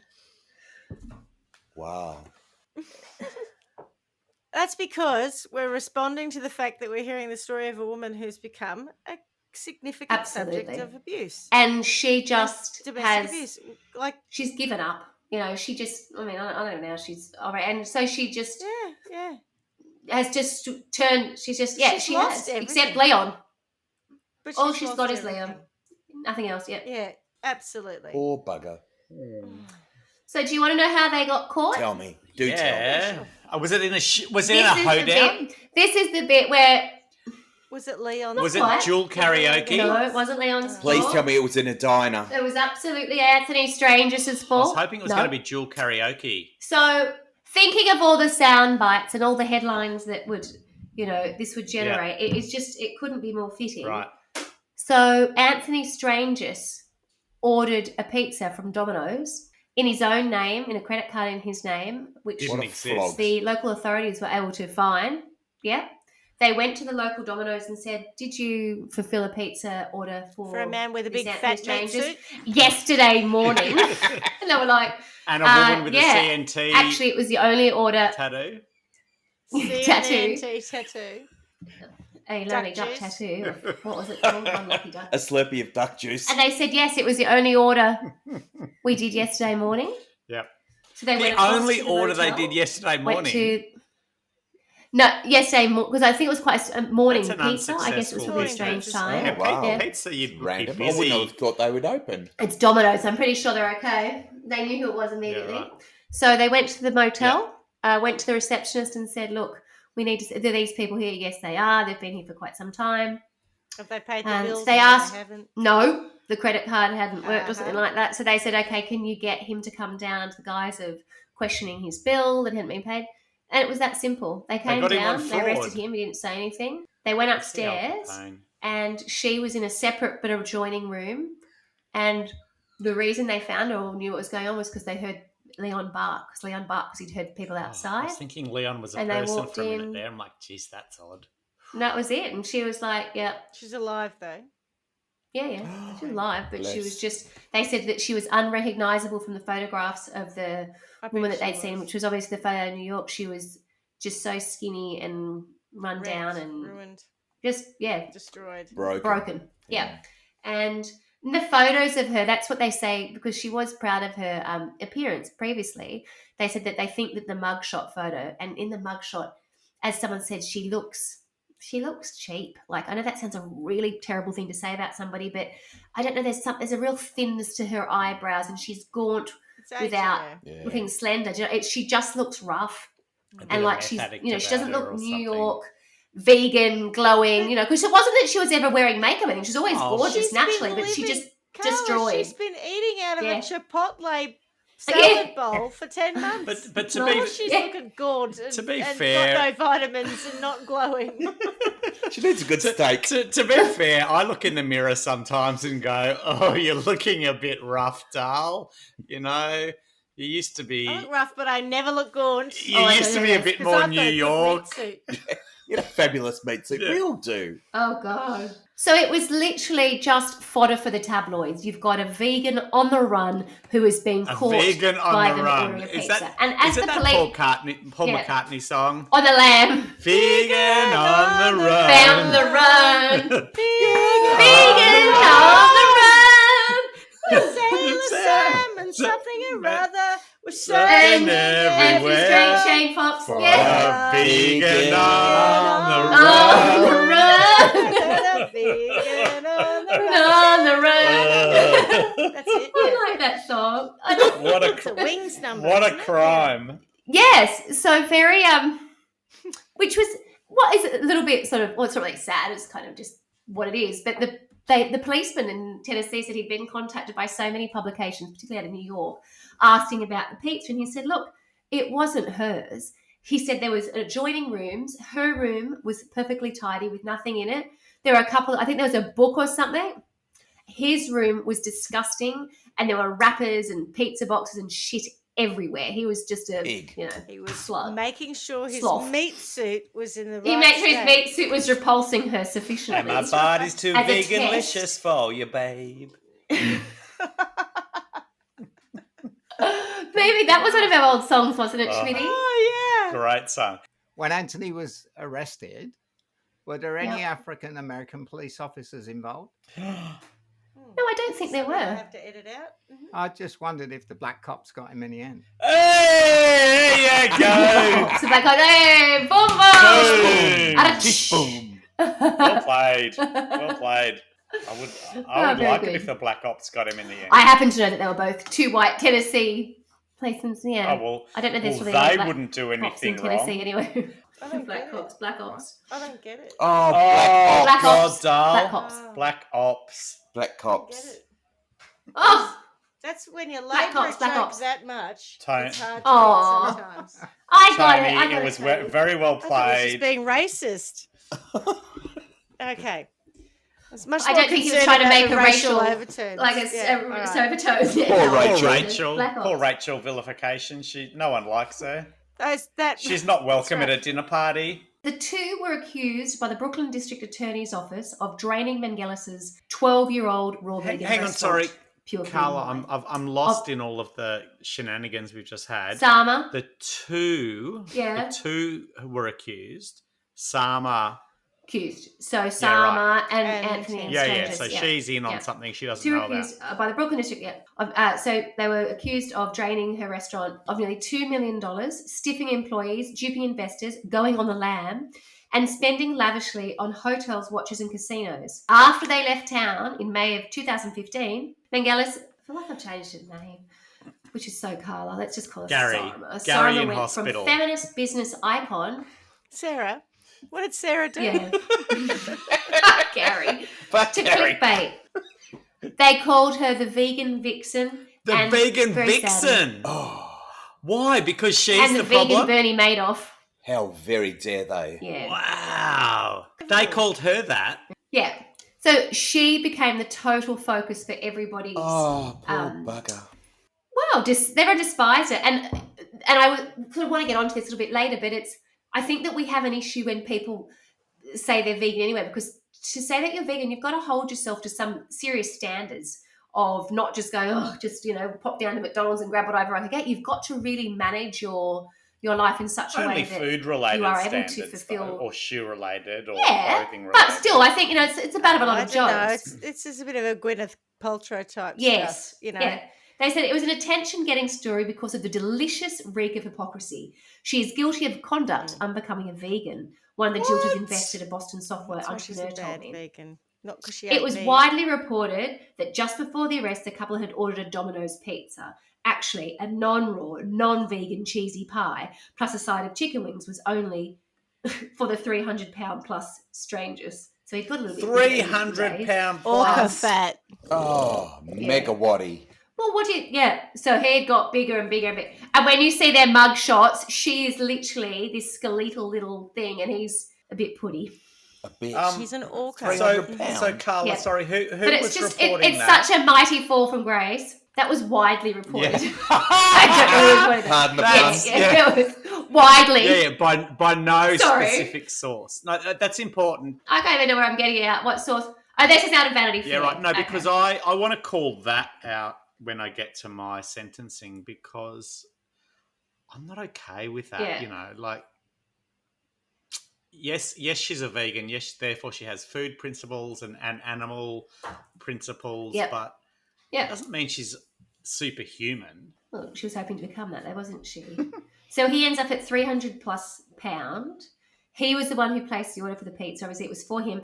It's just such a huge fall from grace. We're at the Fairfield Inn and Suites in Pigeonford, just down the road from Dollywood, in the foothills of the Great Smoky Mountains. It's not somewhere. I mean, honestly, if you watch the documentary, it is about as far away from, the hub and bub of Gramercy Park in New York and, the well-to-do and highfalutin people that would be around there. It is tragic, really, just that it just got that mucky. It's like he's consumed her energy as well, though. He's like he just sucked took her everything from life her. away from her. Yeah. So Paul did a quick He was calculation. alerted to a police so he's presence by Leon 136 Sparking. kilo.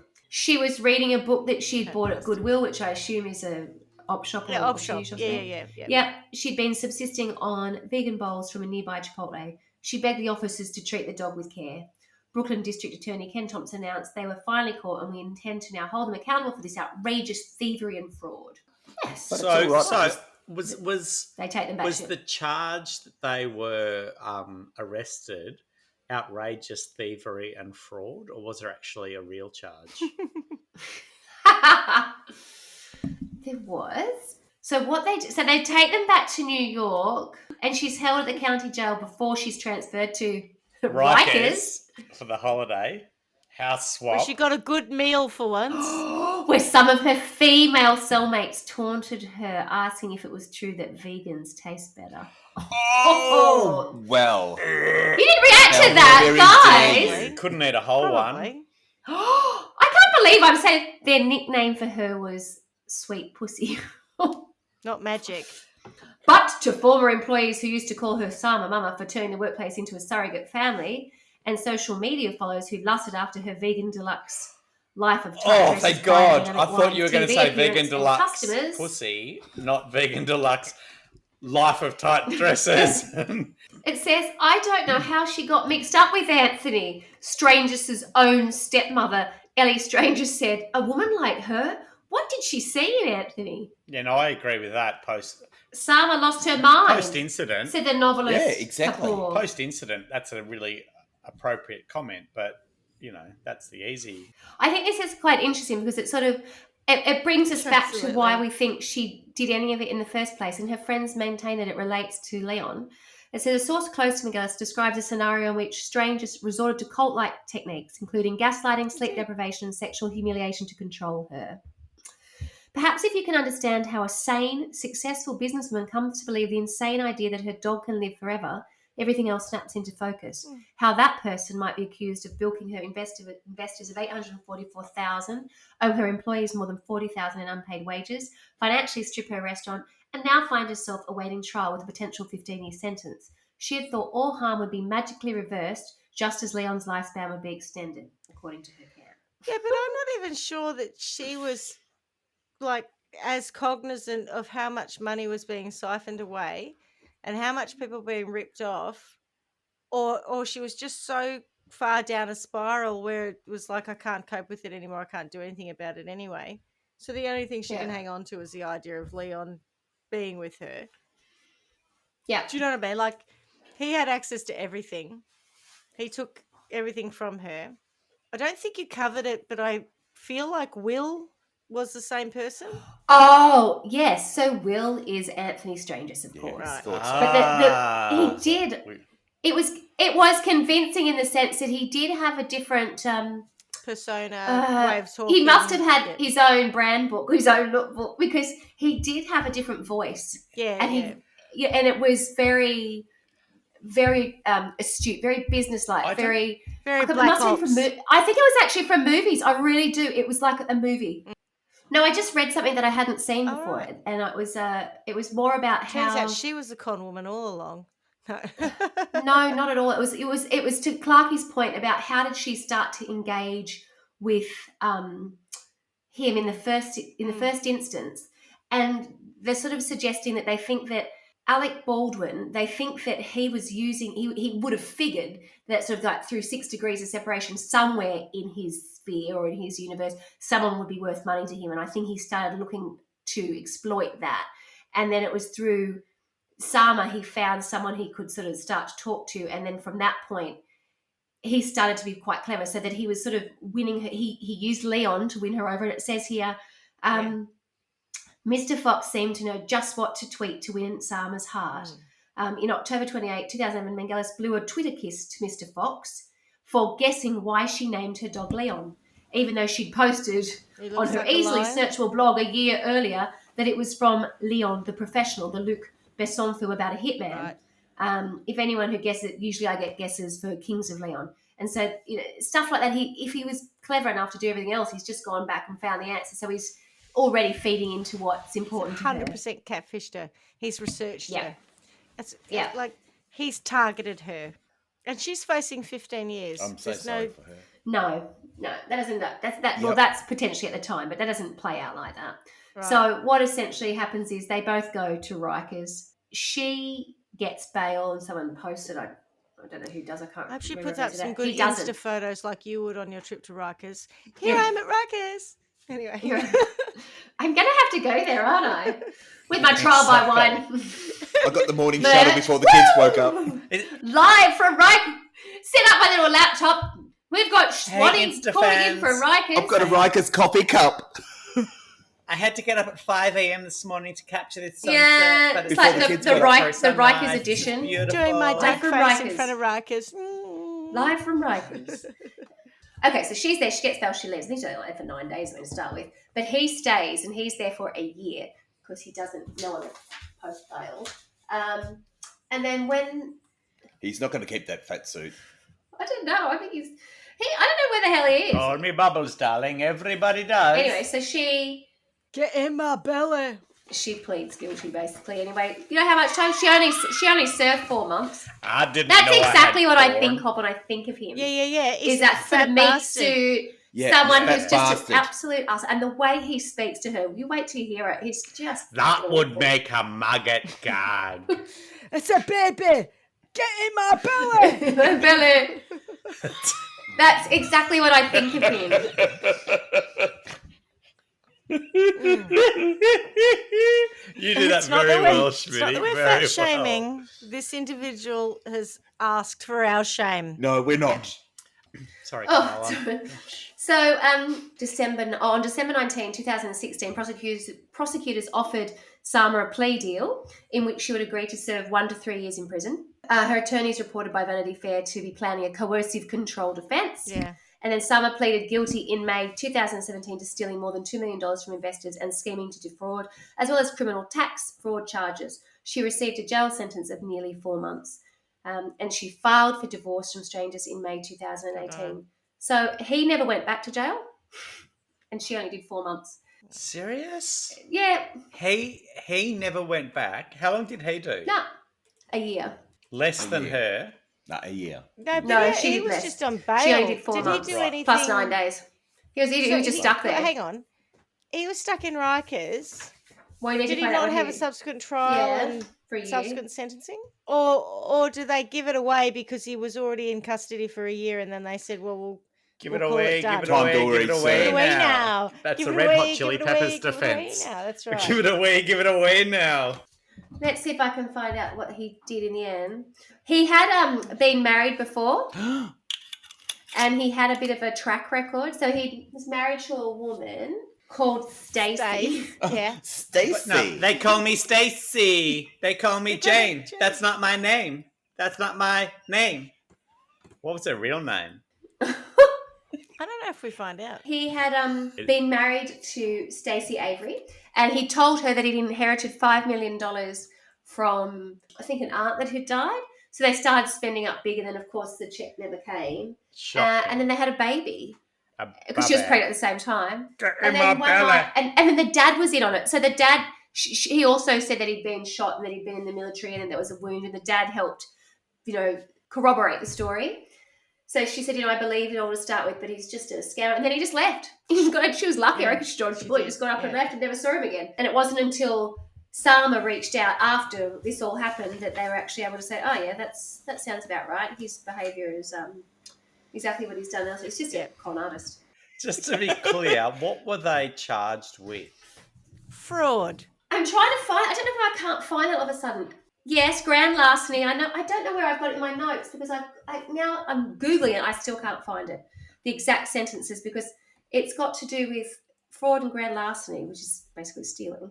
And stealing in the context of not paying people properly, or stealing in the context of Yes. Well, What? also taking the money from the Borrowing restaurant. money from people Yeah, and so- stealing from the restaurant. no, but Yeah. but no. So as the owner of the restaurant, I don't know that you can be charged with Yes. stealing money from your own restaurant. She wasn't the owner. I don't think it works quite like that. They're investors who own the restaurant, A right? bunch of people gave money to invest in it. Yeah. That was siphoned off into her personal account, which shouldn't have happened. And then the husband took it because he was controlling everything. So that's grand larceny. So the crime there is Yes. So the theft crime would from be the investors. Yeah, imagine this, in this amazing world where this podcast ever makes money and it's all in a business account and I just take it all, that would be theft, right? From you two. So it's like that. I can't imagine. That's larceny. No, isn't it? can you- Is that can you plead put it guilty into to something larceny, tax fraud, and conspiracy to defraud? Can the you put it into something a $9 little that we bit more make- realistic? Because I don't really understand what it is that you're saying. The $9 that we make currently, we're right to When take you all said of to the me, $9 my as dog opposed to would just $3. achieve immortality. if Aren't I you just did living this. off the interest, I Smitty? haven't even banked it. It's still sitting in Patreon. Oh, No you're just point living pulling off it the down. interest. It's just offensive to pull it down. Sorry, Paul. Thank you, Danielle. Thank you, Danielle. And what's Um, wrong with all the rest of you who enjoy our content? About time you became patrons too. Anyway, moving on. No, it's important to me to try to understand what the crime is that the law sees in this. Not paying your To staff. understand. No, that bit that bit I can get right. Totally get. I understand, but as someone, and this is where I was going, if someone owns a restaurant and they take money from it, that's not stealing. That's just bad She doesn't business. own it though. So what she's doing of the money that's running, It the should money be that paying runs the the investors restaurant, back. and she takes that. Yeah, so if she's But- taking money from that and putting it in her personal account, that's stealing. No, but That's what she's but done. then that's possibly Before just she's giving loan defaulting on loans. So she was just taking whatever they had, and the money that they were supposed to be using for other stuff, she was just using it for her own needs. Mm. So needs what he wanted. That money is there to run the business. It's not there for you to, and it's not profit. I don't think there was profit, to be honest. By the sounds of things, it was just like the cost of running a restaurant was huge. Running a restaurant into the ground isn't even a crime, though. Like, it's as long as you pay people No, along the that's not way. a And crime. that's what I'm trying to get my head around. What's the legal crime here? And it's okay if we don't know. I just, Grand larceny, schemes to defraud. Mm. That's it. That's what they've said. yep. Right. Criminal tax, where they wouldn't have paid the tax. Are we Okay. going to do some sentencing? Yes. Yeah, I think there's two things that I sort of wanted to bring up, which were things that we can sort of factor into the sentencing. One of them was, do you think people are trying to hold somebody who positions themselves as a vegan to a higher standard? I don't know that really comes into it. I think that in all the stuff that I read, she never really seemed to be banging on about it. That was just part of who she was, and that was her business. But it wasn't that she was at any point ever sort of trying to put herself on a pedestal or anything like that. She didn't seem to have that sort of character. I think that she was really a person who genuinely was passionate about vegan it food feels and the a bit animals like how and stuff. people have been nasty about Jamie Oliver because some of his restaurants have failed. When all Jamie Oliver's been trying to do is get people to eat better. Eat healthy, yeah, certainly in schools in the UK. See, I don't see a connection between veganism and high principles. I see a connection between veganism and possibly better eating, but also animal welfare. So, Yep. so there's those two things I go, yeah. But does that mean that they're good with climate change or social policy or a whole range of other things that are also important to society? I don't think there's any connection between that. And like any principled person, if you're principled on one point, doesn't mean you principled across all points. And Yeah, so 100%. 100%, I do not hold vegans on a high pedestal. In fact, I get frustrated like anyone who's principled about the way they try to impose their beliefs on me. Let's all appreciate each other's beliefs and acknowledge them and be okay with that. So eat what you want. I don't care. That's not on me. it was just a thought, but it seemed to creep up quite a few times. And there's quite a few things at the moment that are in, I don't know if it's so much in the media, but why are we obsessed with con stories or stories about a cult? And I think we all watch them and we put ourselves in their shoes and think, God, at what point would you have just gone, what? And then the hard part is then someone who was, successful, popular, beautiful, educated, I know all people those who, things. as far as I'm concerned, have been conned, who have been sucked into cults. Yeah. They don't see it, but I know I see it. That's my way of that's my perception of the situation. Hands up if you've been conned. Stuart and I both have our hands up. Probably, yeah. Like that's my point. Is Probably, I don't know.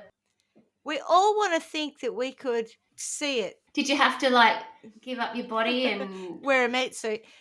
No, we did that just for wear fun. a meat suit, or we all just promised, that your pets would live I mean, I think forever. Yeah, it happens.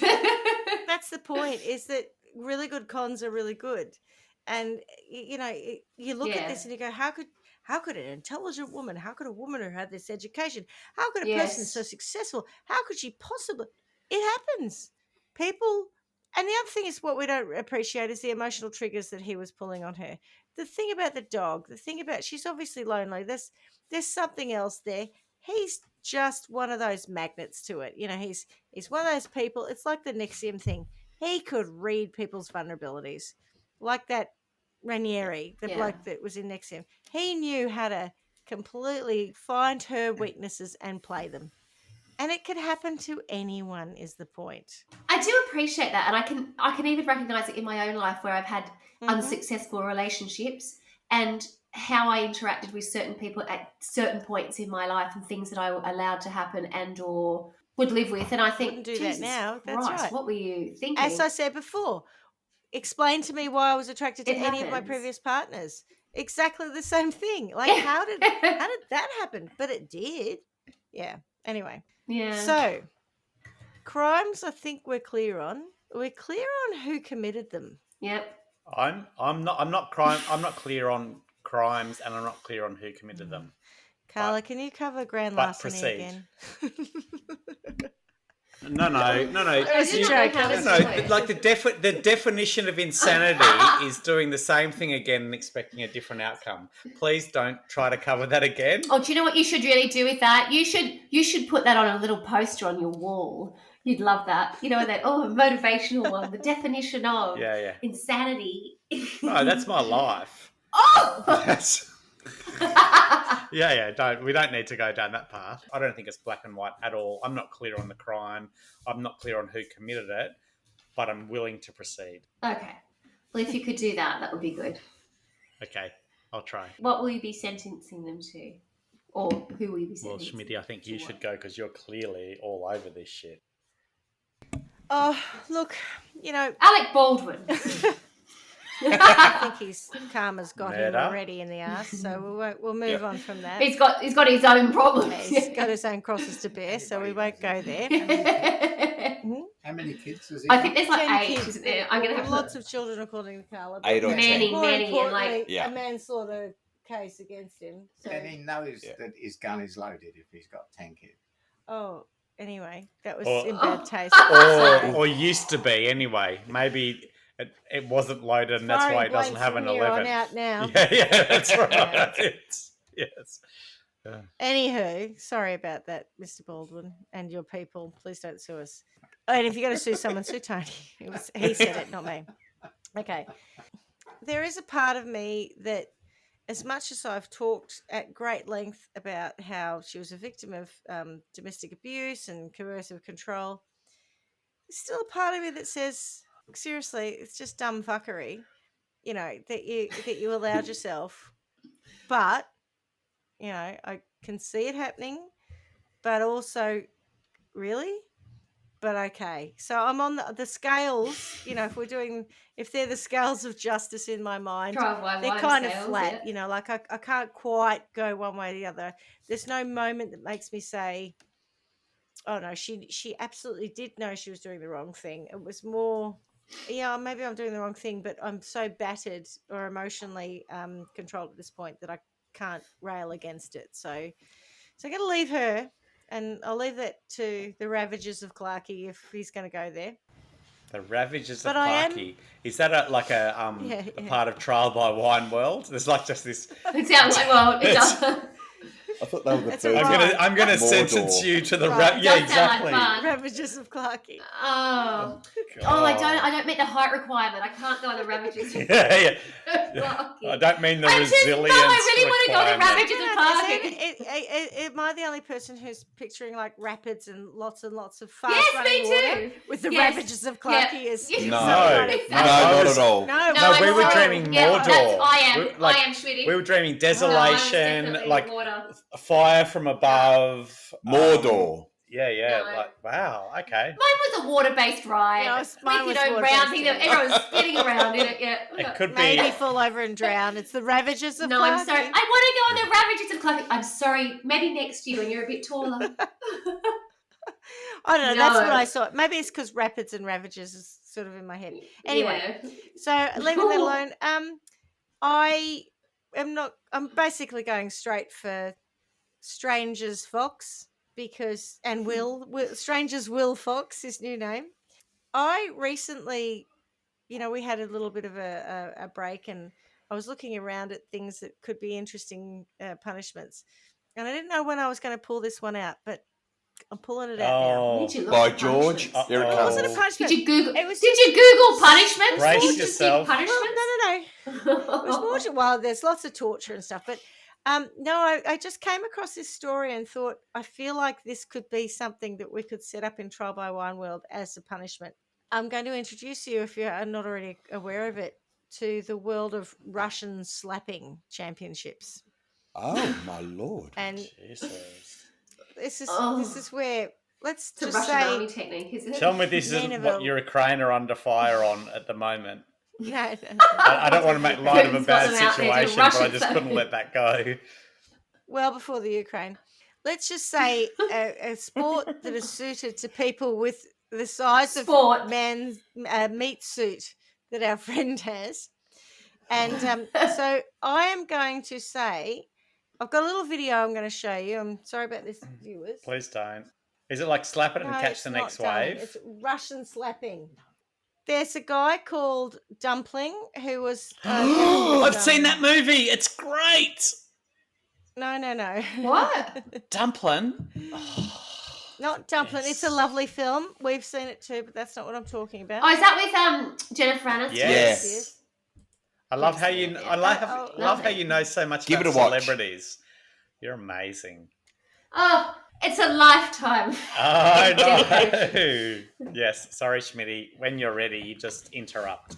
So this is Russian slapping, and this What? was he's the champion, the one who just did the slap, the former champion. Oh, And here comes this other guy. Ready for it? Fuck yeah! Oh, what? He had to be hospitalised apparently after that. Oh. What? Did he punch him or slap He him? slapped him. He slapped him Had to be hard. hospitalised? He was the former champion. After that moment, no longer the champion. Basically, there's a sport where two guys stand over what looks like a 44-gallon drum, A barrel.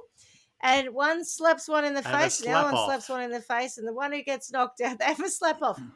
So our mate, Strangest Will Fox, is going to front up to whomever the current champion is.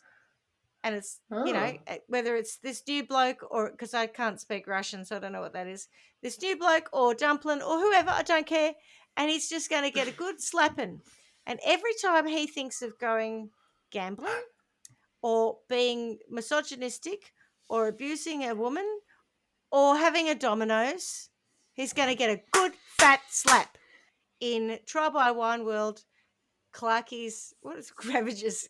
The Ravages of Clarkie. Ravages of Clarkie. Yeah. Well, Jesus. it's actually just it's like a little sideshow next to the Ravages of Clarkie. That'd be what would happen Is in the Russian lineup. slapping stand. Like Sideshow Alley. if you were queuing to get a ticket to the Sideshow Ravages of Clarkie, that's what would happen. In the lineup. Like, that's not even fucking... Yeah. You're not even in yet. A little bit of street theatre. Because when you're queuing, We've got performers doing that, haven't we? It's performance Yeah, art. You yeah. get to It's see performance art. Strangest Will Fox getting slapped in the face every 20 minutes. It's great.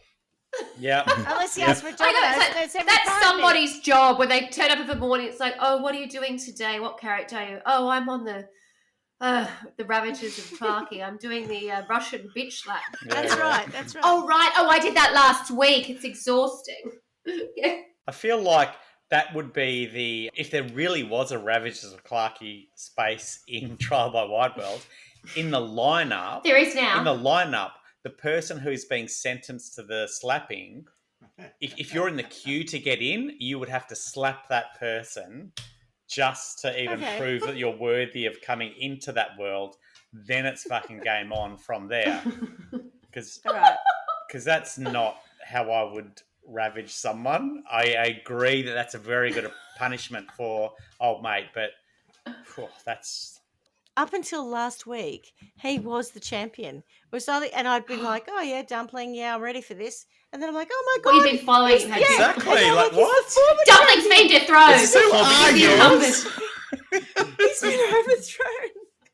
Why have you never mentioned this You're like before? a proper fan. You're following. Oh, I've only discovered it recently. I was following it so I could use it as a sentence. I tell you, I've been researching. I've been doing my job here, guys. I want Vladimir Zelensky to fucking slap the fuck out of Putin. Let's get them a drum. Let's stop. Yeah, let's buy a drum. Let's stop the I'll get one killing. from Fuel. work.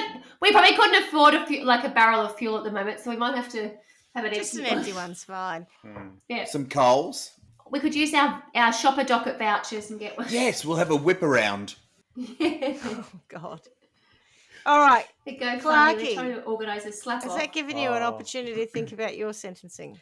Well, no, because I'm. Oh God, here we go.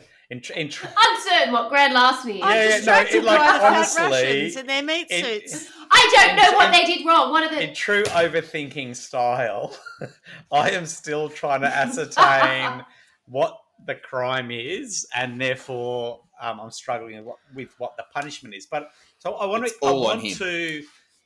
explore what's the crime here. Is the crime only on the man or on the woman? Does she, as the business owner, have a certain responsibility to look after people regardless of her life outside of the business? Or is he just a manipulative fuck? Do we need to teach our women to be stronger and less subservient? Ooh, I have to pull you up on, do we need to teach our women? How about we teach our men not to be a bunch of shunts? Yeah, no. So I'm on board with that. What I'm saying is that I feel like for years we've told women that they need to. No, but I'm singing the same song. For years we've told women that they need to be vegan subservient. on the run. Vegan on the run. Yeah, no, because this is not a woman really basher. really It's- important, right? My concern here is that she's a victim of what happened to her 20 odd years ago, and if we can now start to say to women or to young girls, you don't have to behave a certain way, you don't have to act a certain way. You should do what you feel is right. Then when the wolf from Peter and the Wolf comes along and says you need to do this, they'll go, fuck off, mate, that's rubbish. Because I think that for me, if someone said to me, I'll make your dog immortal or whatever, I'd go, mate, are you pulling my dick, Veronica? Like, this is where I move from a possibility to just a complete improbability. And so I would like us to make sure that what we tell our women now are Not everyone's as rational as you, though. I get that, but I do think that I think the way that we've brought up young girls, particularly in the past, makes them second guess themselves way too much. So let's try to stop that. So just as it's not a punishment, but just as a rule for society, let's make sure that we empower our children, male or female, but so non-binary, like whatever. I just think let's empower people to be confident in who they are, not undermine them all the time. Because then when the wolf, who is Shane Fox or whatever name he gives himself, comes along, they'll go, mate, I'm not that needy. I don't want that. I'm not okay with what you're selling. Move along. So that's not a punishment, nor is it a crime. It's just a little bit of what's going on in my head at the moment. From his perspective, he's just a waste of space. Like, I've got nothing nice to say about him, and therefore, anything that is bad for him is good. But so, Schmitty, if you could just use your punishment for him to get him into Clarky World. Yeah, it wasn't Clarky World. What was the term? The Ravages of Clarky. Ravages of Clarky. Clarky. Yeah. If you can get him through the gates of the Ravages of Clarky, I'll take it from there, and it won't be pretty. If I've got to look at what he's done, he's promised the world and under-delivered, and he's a fuck for that, and he should be held accountable. And if that means he rots in hell, awesome. If that means he comes to Ravages of Clarky, well, I'll peel him. So yours is like a Mordor, like the Mountain of Mordor. Is yours like the Mountain of Doom? Is that what you see the Ravages of Clarky as being? No, I guess because it's only a new concept, and I don't want to restrict the Ravages of Clarky. Yeah. What I guess like where all I'm of Middle at Earth, the moment, anywhere in Middle Earth now. No, I'm at the pearly white gates, right? So if you're going into heaven, before you do that, you've got to get through the pearly white gates. If you're coming to the Ravages of Clarky, I want to know what you've done, why you're here, why we should let you in, and once we let you in, I understand all of that, then fucking game on. But I don't have a clear thing on that. Let me process the Ravages of Clarky a bit more. That's fair enough. It only came up as a concept today, so All right, so Carla. But it's certainly where he's going. He's going there. We just don't know what it looks like yet. All right, Swanny. What do you think? Okay, well, there's sort of two people that I would like to comment on. One, of course, is Sarma. And I think that I do have a large degree of empathy for Sarma. I think that she was a good person and she stood for some good things. And I think this whole thing took her down a path that she was ill-prepared to handle. But the thing that sort of kept bothering me the most was, for someone who was such a mother-like figure, you wouldn't necessarily have needed to be the greatest business person in the world, but the fact that she just left her staff to kind of rot, survive, whatever, without her, if she was such a great... I know what it's like to be a manager of people. I don't. 65. Yeah, And my partner often complains Exactly. about how much energy I put into them over him. So it's Yeah. quite, And that's especially what when I it's your can't own understand business about too. that is Like the it one is hole odd. for me. Yeah, so that doesn't sit comfortably with me. The other stuff I sort of think, well, if it's not even about the money so much, it's about her personal relationships with these people who were so loyal to her, totally believed in her vision.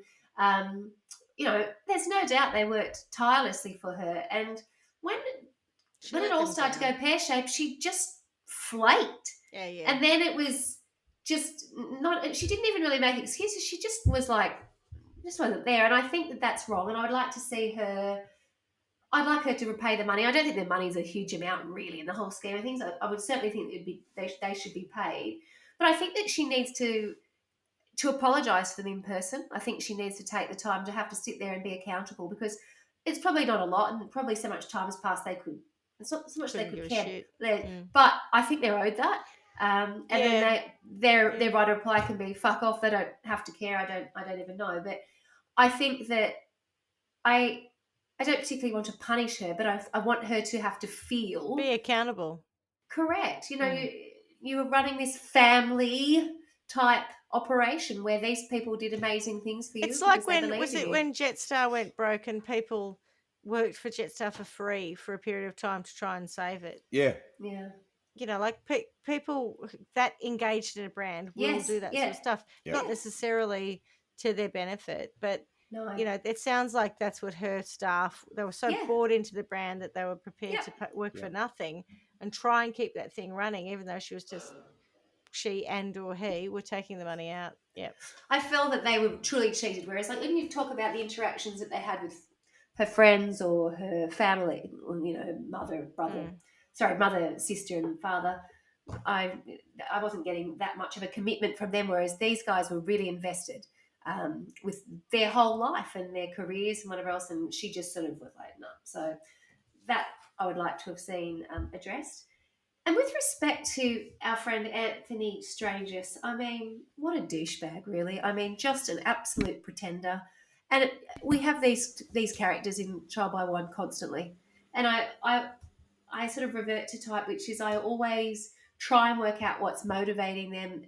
So therefore, how could I punish them in a sense that would really piss them off, because I don't really want to hurt anybody. But this guy, who seems to think he's other than human, I would like for his very existence to be very human, and the sufferings and the failings that humans have, which can be brutal just in their banality. Do you know what I mean? I'd like to see him have to carry the heaviness of his meat suit. Brilliant. So carry the weight, carry the carry the weight, carry the shame, and really just Take the suffer. shame. Take the shame. Take the shame, Take the mate. shame. Suffer the things that normal people do, not having enough money, not having healthcare, not having things that people struggle with on a It's gonna hurt day-to-day your basis heart. that make us human. Exactly. That it just really basic shit that some people, their very existence is just trying to overcome that. So not about gambling or getting money from the next person or getting a flash watch. None of that. Just really basic human stuff that, whether it be through illness or heartache or, losing something, but really suffering, just that, what being human really is. None of this Suffering. bullshit about being, Yeah. some ethereal other thing that's, a non-human. So, yeah, I just like to see him suffer a little bit like the rest. Suffering Not your the rest of- jocks, Yeah, Suffering your asshole. jobs, mate. I love that. Yeah. I've had another thought Yeah. though, Carla, while you've been talking, and it's not. I don't know if it's good or not, but I want to share it with you. Edit it out as appropriate. Yeah. It reminds me a little bit of Bobby Brown and Whitney Houston, because he was always on a downward spiral, and I feel like he's a classic example of how someone who is not on a good path can drag someone down who is on a good path. And to me, she's a super tragic story. Her story, not she, her story is a super tragic story, because I think we all were amazed by her in her day, and then the fact that she died the way she did was a bit horrific, and maybe there's a little bit of parallel between Sharma was a really Sarma. Yeah. I'm thinking Sharma's not quite right. Yeah. Sarma Melngailis. Sarma. Clearly a really good person, super good at what she did, met someone who took her down a certain path, and I don't know what an appropriate punishment for Bobby Brown is, but maybe it's similar to... He should have been euthanized. Toothpicks in his eyes. Euthanized. Corkscrews? That was toothpicks in his eyes. Are we going to drag it out? Is he still alive? All of them are dead. No, he's still alive. I think the daughter died. The daughter died. Someone else has died. Her daughter died. Her daughter died not long after. Christina Bobby. Exactly the same way as her mother. Right. Yeah, all the talented people die in this space, and non-talented people are resilient. Fuck them. Angers me. It angers me. Good chat. All right. Yes, good chat. I think there's only one appropriate way to respond to this case.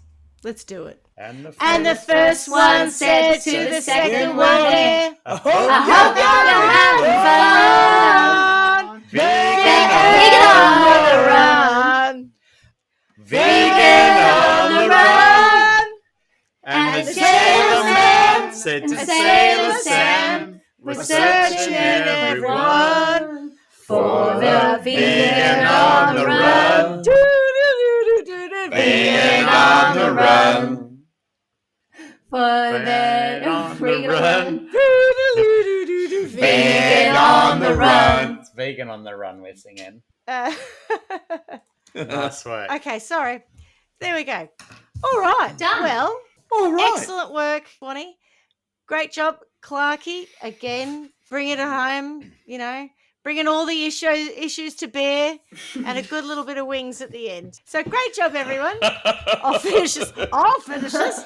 We're all dead. All right. Great job, everyone. And as I say every other week, and I learned it from Clarky, miss you already. Ciao, guys. Love you long time. Ciao, Bella. Ciao. Bye-bye. Thanks for listening to Trial by Wine. You can contact us at trialbywine@gmail.com. Please rate, review, and subscribe to Trial by Wine on Apple Podcasts or wherever you get your podcasts. If you'd like to support us, you can become a patron at www.patreon.com, Trial by Wine, or visit our website www.trialbywine.com to donate to us. Your support will help us cover many more cases and apply wacky sentences. We really appreciate you listening and hope you tell everyone about us. Our cover art is by John Christo and music is by Beauchamp from pixabay.com.